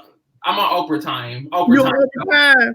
Shit, we on overtime in this bitch. Listen, ladies and gentlemen, I would like to say thank you so much to my girl Ashley Marie Preston. If you enjoy Ashley on the show, show Ashley some love like y'all be showing Maddie. Show Ashley a little bit of love this morning. She came over here. Nobody don't charge me to come sit with me. You feel me? I send them a little some of it if they need a breakfast sandwich. Just early in the morning, I'm going to send my sister some coffee money. But listen, I want y'all to understand that we come on this platform. We come on to Maddie in the morning. We try to educate. We try to laugh a little bit. We started out Mo. I want you to tell your cousin Hush Puppy that I want you to tell him now to give me back my motherfucking part of the goddamn unemployment because he took that shit from over here. Man. Give me the 2 digits of my social. He ain't got all that 2 digits of the bitch back. I'll see what I can do. All right. I want y'all to know. I want you to know, Ashley. This was a good refresh thing. I love sitting down. Chatting it up and chopping it up with my sisters and stuff like that or whatever. I'm gonna have to have you on the Queen Supreme Court when we tackling like a whole array of issues, you know. But on the morning show, we be free balling. Ain't no panties on in this motherfucker. We be free balling because we love us. And that's what I think about when I just follow like your show, the work you do, we just love us, you know what I mean? And so you deserve the love and the donations and you deserve that. And more importantly, sis, you are a queen. Don't ever, like, not in the sense of like, you know, everybody's a queen. No. You are an original one because everything that you have went through, you've earned every motherfucking jewel in that crown. Don't let these motherfuckers take that from you, sis. People see you. If they don't want to say your name, bitch, they see you. They know. There's ones who don't want to say my name. Really famous ones who don't want to say my name ever. And I know that you know that I know that you know that I know that you know, and that's okay because ain't nobody going to take their jewel, their scuff mark on my crown. You know what I mean? And so queens recognize queens. I just want to say thank you for everything that you've Yeah, done. I'm so glad that you came, that you took out some time and came on down here to the projects, girl. Thank you, girl. Listen, please, y'all, show my girl some love. My girl really came through. I learned stuff from you. You know, you articulate things. You and Hope articulate things very well. You know, it's just things that, you know, I learned from you guys. You know, I learned lots of stuff from you guys, and I really like sitting here having a conversation with you. You know, getting educated, you know, from you, and just finding out what more I need to do in my space as a person that occupies, you know, a large platform, and just to know what more I need to do, or what I'm, or how I can better at what I'm doing, you know, to contribute to my community, Black and trans, you know. This is important to me too, because as I was talking to you last night, you was like, all right, now, bitch, I'm gonna warn you, this is a little different from CNN and like anything. And the thing is that I need this, because sometimes I'm in front of a camera so much and I'm doing all these different things that you start to lose your community. Like, if you're not careful, you will blink and you're all the way on another continent and you start to lose your sense of self. And so I think it's important when we're talking about Black people, especially, and the fact that most of the violence we experience are at the hands of our own community. This is doing the Lord's work more than any fucking space I can think of, because you have to be able to talk about these things in a way that give folks access to the conversation. One of the weapons of white supremacy is using academia to exclude people, or education, institutions, you know, these big SAT words. And so I love coming on platforms like this, because it reminds me, like, bitch, tone that shit down a little bit. Like, granted, it will get you booked. I have 2 speaking engagements at Harvard this week. One is actually at noon in about an hour and 15 minutes. And then I have a Harvard engagement on the 28th. You know what I mean? And so on Sunday. And so I have to remember that we just have to say it how it feels authentic to us. And so I just, you know, we need community too. Like, you know, sometimes the strong friend need a strong friend. So yeah, I want to say that I'm grateful for the way that you show up in these spaces. Yeah, you my girl, like y'all my girls. You know what I'm saying? You getting out there in those spaces. I think it's important for us for all of us to be occupy the space, like, honey, on the chessboard. We all need to be a piece on the chessboard, you know. And it's just what's up. Listen, I want y'all. Her Cash App is right there over there, Miss Ashley Marie Preston. Her Cash App is right there in the name up there, the description.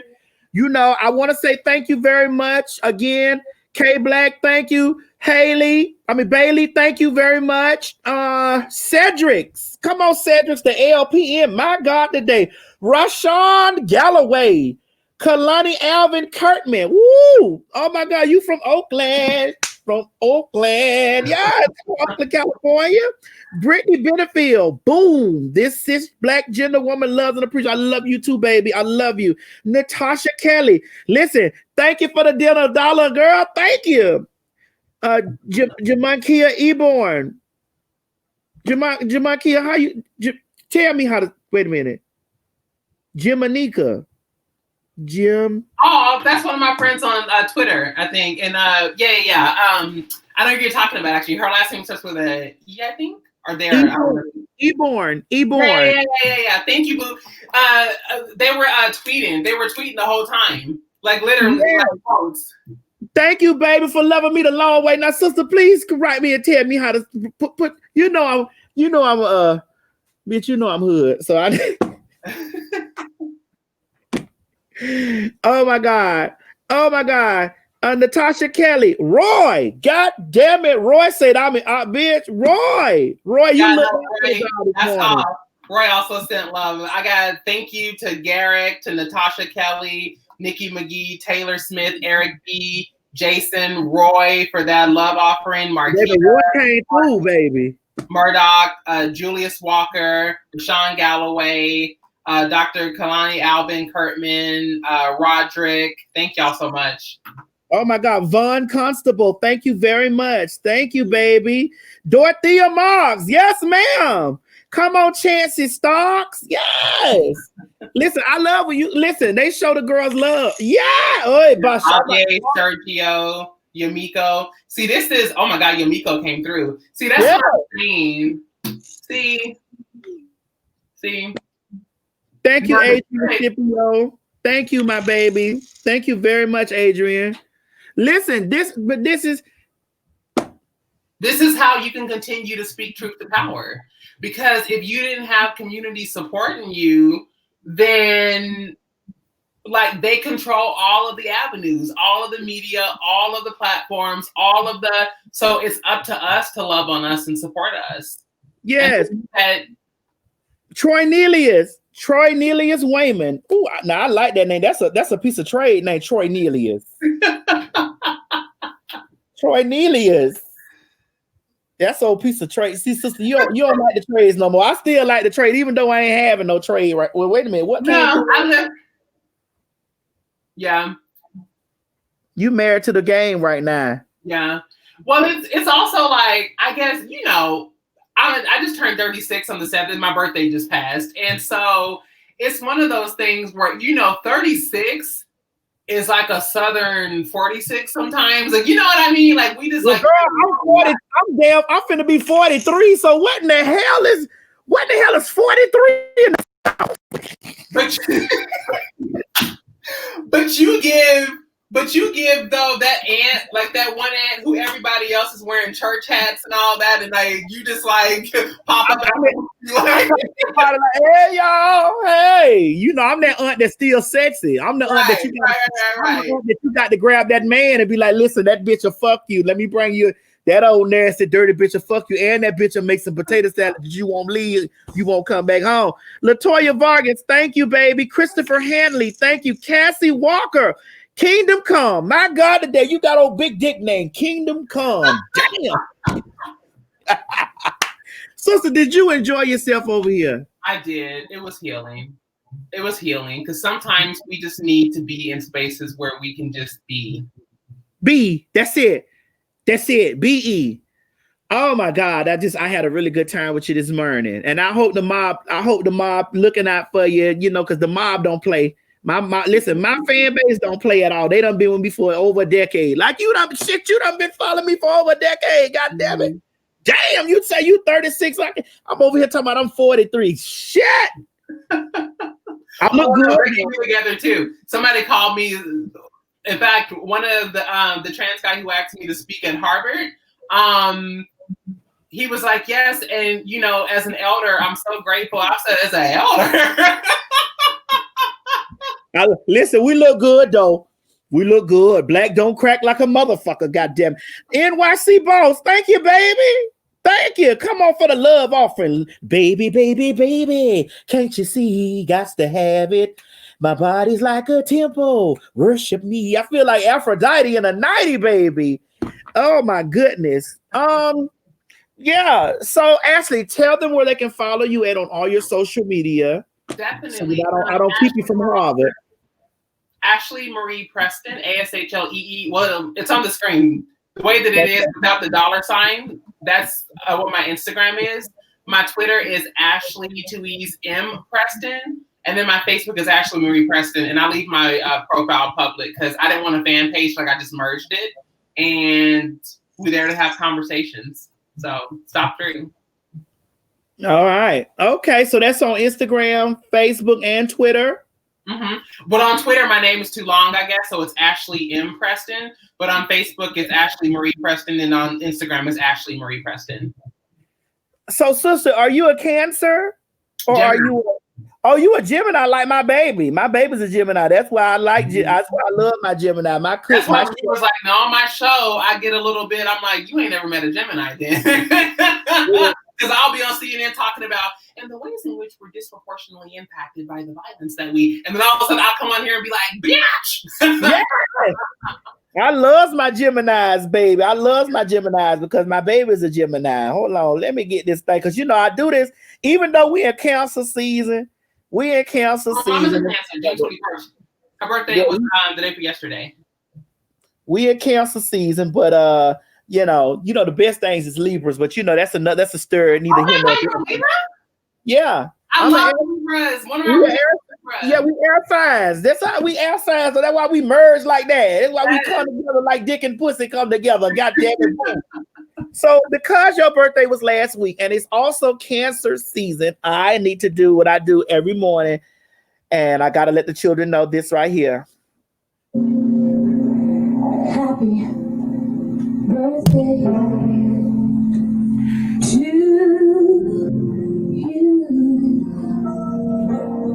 I want to say happy birthday to you.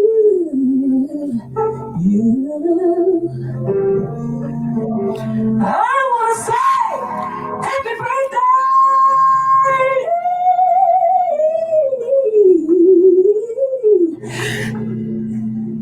to your daddy. I love you. So happy birthday. Happy birthday to you.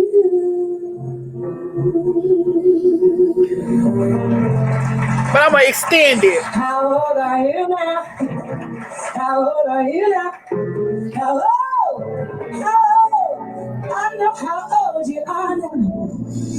You want nobody to know? I'm so glad I'm still here. I can say, Lord knows I can say, happy birthday.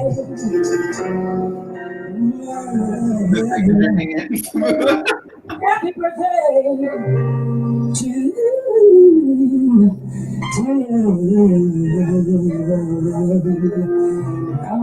Listen, don't nobody say happy birthday like Whitney Houston.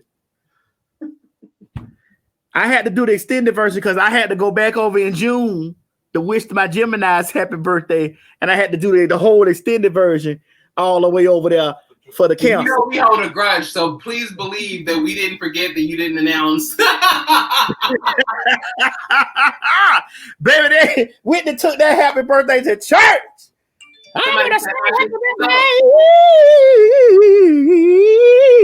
To my daddy, I love you. I was like, yes, Whitney, goddamn. I've never did this. I just at the end of the damn show realized there was a tab that says live comments. I was in private chat this whole time, so I'm seeing all of the love. Somebody said, Ashley, sis, I need your dentist info. Child, come through. Yes, Dr. Montoya in Colombia. Dr. Montoya in Colombia. Baby, he did them teeth, baby. Yeah, he does. Nikki was over there. Kanye's been over there. Dr. Montoya, he has like videos with them and stuff. Like he's done. He's yeah. Oh, I'm don't listen. Don't play because I fly over there, honey. When Mo cousin released my last 2 digits of my social security number, I get my income, my damn unemployment shit. Spradley Jr., thank you. Harajuku Ken Barber, that's my baby. He from down there in Louisiana. The Harajuku Ken Barbie. Yeah. Well, ladies and gentlemen, we came to the end of the show. I hope you guys had a wonderful time. I hope you guys learned some stuff.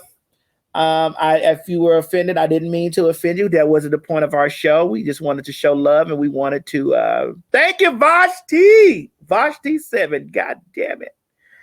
And I just want to let you guys know that I really enjoy coming through here and entertaining you guys every single day, like every morning, even in the nighttime, even in the summertime. I love you guys very much, and thank you guys that have been with me for a long period of time.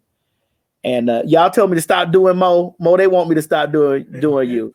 Mo, you better call that nigga and tell that nigga over there. You better call that nigga when he call you pay phone. What's the shit they could collect from over there in that prison? They got him in Dubai because you the only cousin that he got out here. You tell that nigga to give him the last 2 digits of my social security number. Somebody said my PayPal. My PayPal is actually Marie Preston. Yes. And ladies, listen, I don't call you fish anyway. if you ever meet me and we communicate, I never call you a fish in that damn way. I don't even use that word. I literally don't use that word. Just like Unless the in a deep N-word. conversation, if I'm in a deep conversation, like unconsciously in a conversation with one of my girlfriends or whatever, we talking, it could be. Well, I ain't they going. say the imitation is the best form of flattery. And so, like, literally, I heard it and I echoed it just like the N-word. I don't say it. I only say it if I'm around, like, trade or somebody who's saying it. And then because I feel like I'm in community in that moment, you know. But you know it's love. You know it's love. And like I said, if we're focusing more on trans sayings than translayings, then we're part of the problem. And so let's figure out how to come together and identify our similarities as Black folks and not the differences, because they out here gathering us the same way. Yes. Ashley, it has been a pleasure with having you here on the show. You are great. You are always well. Anytime you want to come here and just bring your ass on down here to the basement. We up under the house. I'm coming soon, but I'm coming soon because I know like Angelica be in Atlanta all the time now. So like, well, she ain't call me. She be down here. She ain't call my phone. So if you come down here to Atlanta, I'll be seeing in Atlanta. She ain't call me.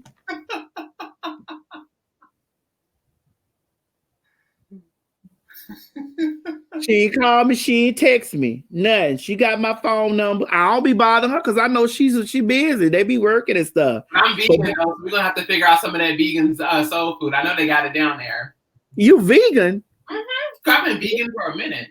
Girl, what is the consistency of vegan? Girl, in LA, is it eggs? You don't eat eggs? It's all the things in LA. They basically anything you like, most anything. The only thing I haven't been able to like get is the greens, because sometimes you just need a good old green. You just need like that, like saturated and like the juices and the. You can't really. I haven't really had a bomb vegan green yet, but everything else can be worked out. Everything else. They out here doing witchcraft with this food now. Well, listen, you come around here, you a damn Miss Mary making some vegan greens because she over here telling me that she don't want to that she tired of eating meat and carrying on and shit like that. I told her that. I got a cookbook for her. My Miss Mary cooks down. Now you'll come here. Yeah, you'll come in here. You'll smell all them aromas. You may slip and sin. You may fall over and neck bone. Neck bone, yes. I'll be like, shut the bone, sis. Gristle whistler like a motherfucker. Gristle whistler. Well, Ashley, I'm not gonna keep you any longer, baby. You listen. This was a treat. This is a treat for my followers. This was a treat for me. It was definitely a pleasure, and I love you very much. I'm very proud of you. I'm very honored that you are out there in places that I have yet to occupy, but you're fighting for me and my sisters. And I thank you, and I just want to thank you so much for that. And I love you. I genuinely do. I genuinely do. Yes. And go on and get yourself together for Harvard, girl, because and tell little motherfuckers that I'm coming down there to teach a class. They need to put you know what about it? Before I die and leave this earth, I'm gonna be a part of studies. Watch me.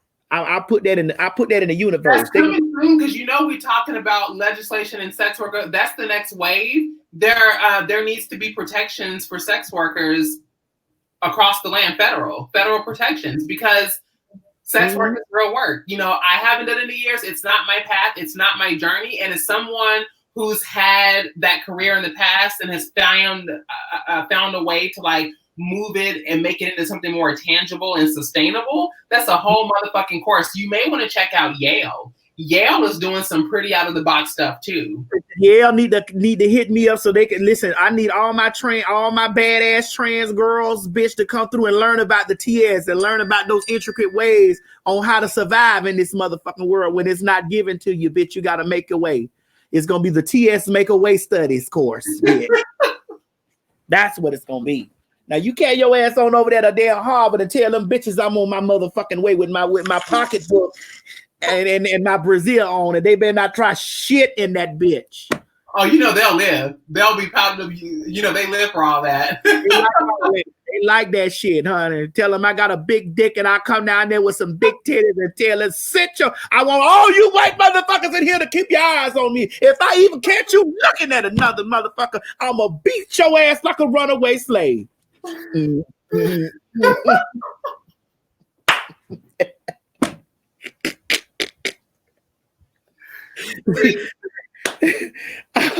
All right, y'all. I love you guys. I've had a good day with y'all. Listen, I've been promising my Patreon. Hold on, Ashley. Don't you move. I've been promising my Patreons that I'm coming in there. Like, I've been kind of busy. Mama's been busy. I'm sorry. Y'all forgive the dog. I've been busy. But I'm definitely coming in there. I'm gonna try to slide in there tonight. If I don't slide in there tonight, it definitely will be Saturday. We need to do a movie night. We need to get back to our movie night stuff that we've been doing and discussing a couple of those movies. Because, girl, there's some shit out here I've been watching since I've been over here on this Netflix and chill with the corona bitch that I mean, damn. Shit, we got to talk about this shit. But while we doing that, we got to go back to understand that this show was sponsored by Goalie Gummies. I need you guys to visit www.goaliegummies.com. Mo, put the goddamn thing in there before I fuck you up. Goalie Gummies is the first apple cider vinegar gummy. Here at Goalie, it's our mission to deliver all the age-old traditional benefits of apple cider vinegar packed in a great gummy. Wait a minute, great tasting gummy. I'm sorry, y'all. I've been drinking.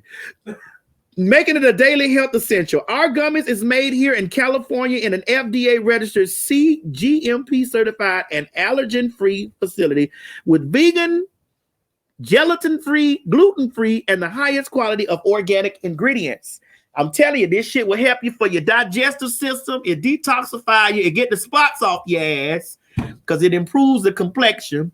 It enhances energy. Now, y'all saw me take that motherfucking Goalie gummy, and y'all saw my energy go up. So it enhances the energy. It strengthens the heart. So some of y'all out there with these broken hearted, the Goalie gummy will help put that heart back together. And it would definitely curb your appetite if you ain't a hungry bitch like me, because I eat up some shit. I eat a Goalie and eat a damn steak. So don't get it twisted like a motherfucker. I'm telling you. I'm the real deal out here in these streets. I want to tell you, thank you for the PayPal. Hold on. Wait a minute. My phone not trying to recognize me. It must don't understand this bang I got on because it didn't want to unlock. Kimberly Divine, thank you very much, baby. Thank you. Thank you for the PayPal. Chandra Butler, thank you, baby. God damn it, I can't see this morning. I might be really getting old, Mo. That don't mean because I'm getting... that don't mean, Mo, that you get my Social Security. Shauna Butler Spradley, thank you, baby. That don't mean you handling my Social Security number, Mo. Nah, listen, I fucks with you. Don't let that Nigerian bloodline and you get you fucked up over here. Because I come down on you. Kimberly Divine, I don't want to hear it, Mo. Thank you, Kimberly Divine. And thank you, Rachel Lewinsky. You know I love you, bitch. Yes. All right, ladies and gentlemen, this has been our show. I thank you guys so much for coming, and I'll see what day we coming back, Mo. I heard you wanted to work full time over here. You want to come over here every day, Mo? But you don't be here on time. That's why we be starting over. Oh wait, did I say this while we live? I'm sorry. Babe, I was here at 10 something before 11. I was here before 11 today. It's true. Now, do y'all want me to come on here 5 days a week? Because I'll come on this bitch 5 days a week. If Mo could bring his ass over here, Mo, you can put your socks on faster, because the last time you didn't come over here with no socks on, your toes was everywhere. But hey, I don't have ugly feet though. You don't. Thank you. You got nice Nigerian feet. And these are soccer feet too. You got nice. Oh, that's football.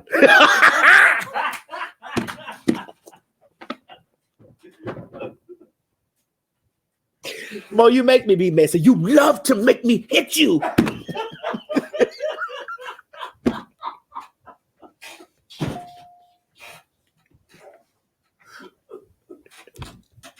Oh. All right, y'all. I'll talk with y'all later. Take us out, Mo, goddammit. Yeah. Is it on, honey? Is this bitch recording? What's up, YouTube YouTube land, Twitter land, Instagram, Snapchat, Grindr, Scruff, and all that other shit. This is your girl T.S. Madison, and I'm coming to you loud, live, and in color with a very special announcement. Are you trying to get your business seen around the world? Are you trying to get those unique impressions? Is there a specific demographic that you're looking to reach?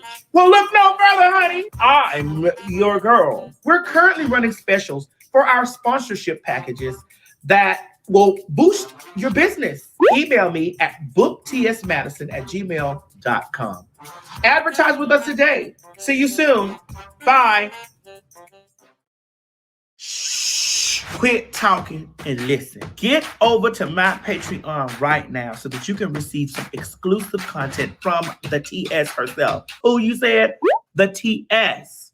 Patreon is filled with one-on-ones, exclusive content, behind the scenes. You can even chat with me in there, me and you. It's just me and you. So get to www.patreon.com/TS Madison Hinton, and you'll be glad you did. I promise. This has been a T.S. Madison and RDE Multimedia Group presentation. Hey guys, if you just enjoyed watching this video, don't forget to subscribe to my YouTube channel, www.youtube.com/TS Madison Hinton. Or if you're already here, click that bell up there, one of them, and subscribe so that you don't miss this or any other excellent content that I have for you. Don't meet me here, beat me here. Ciao.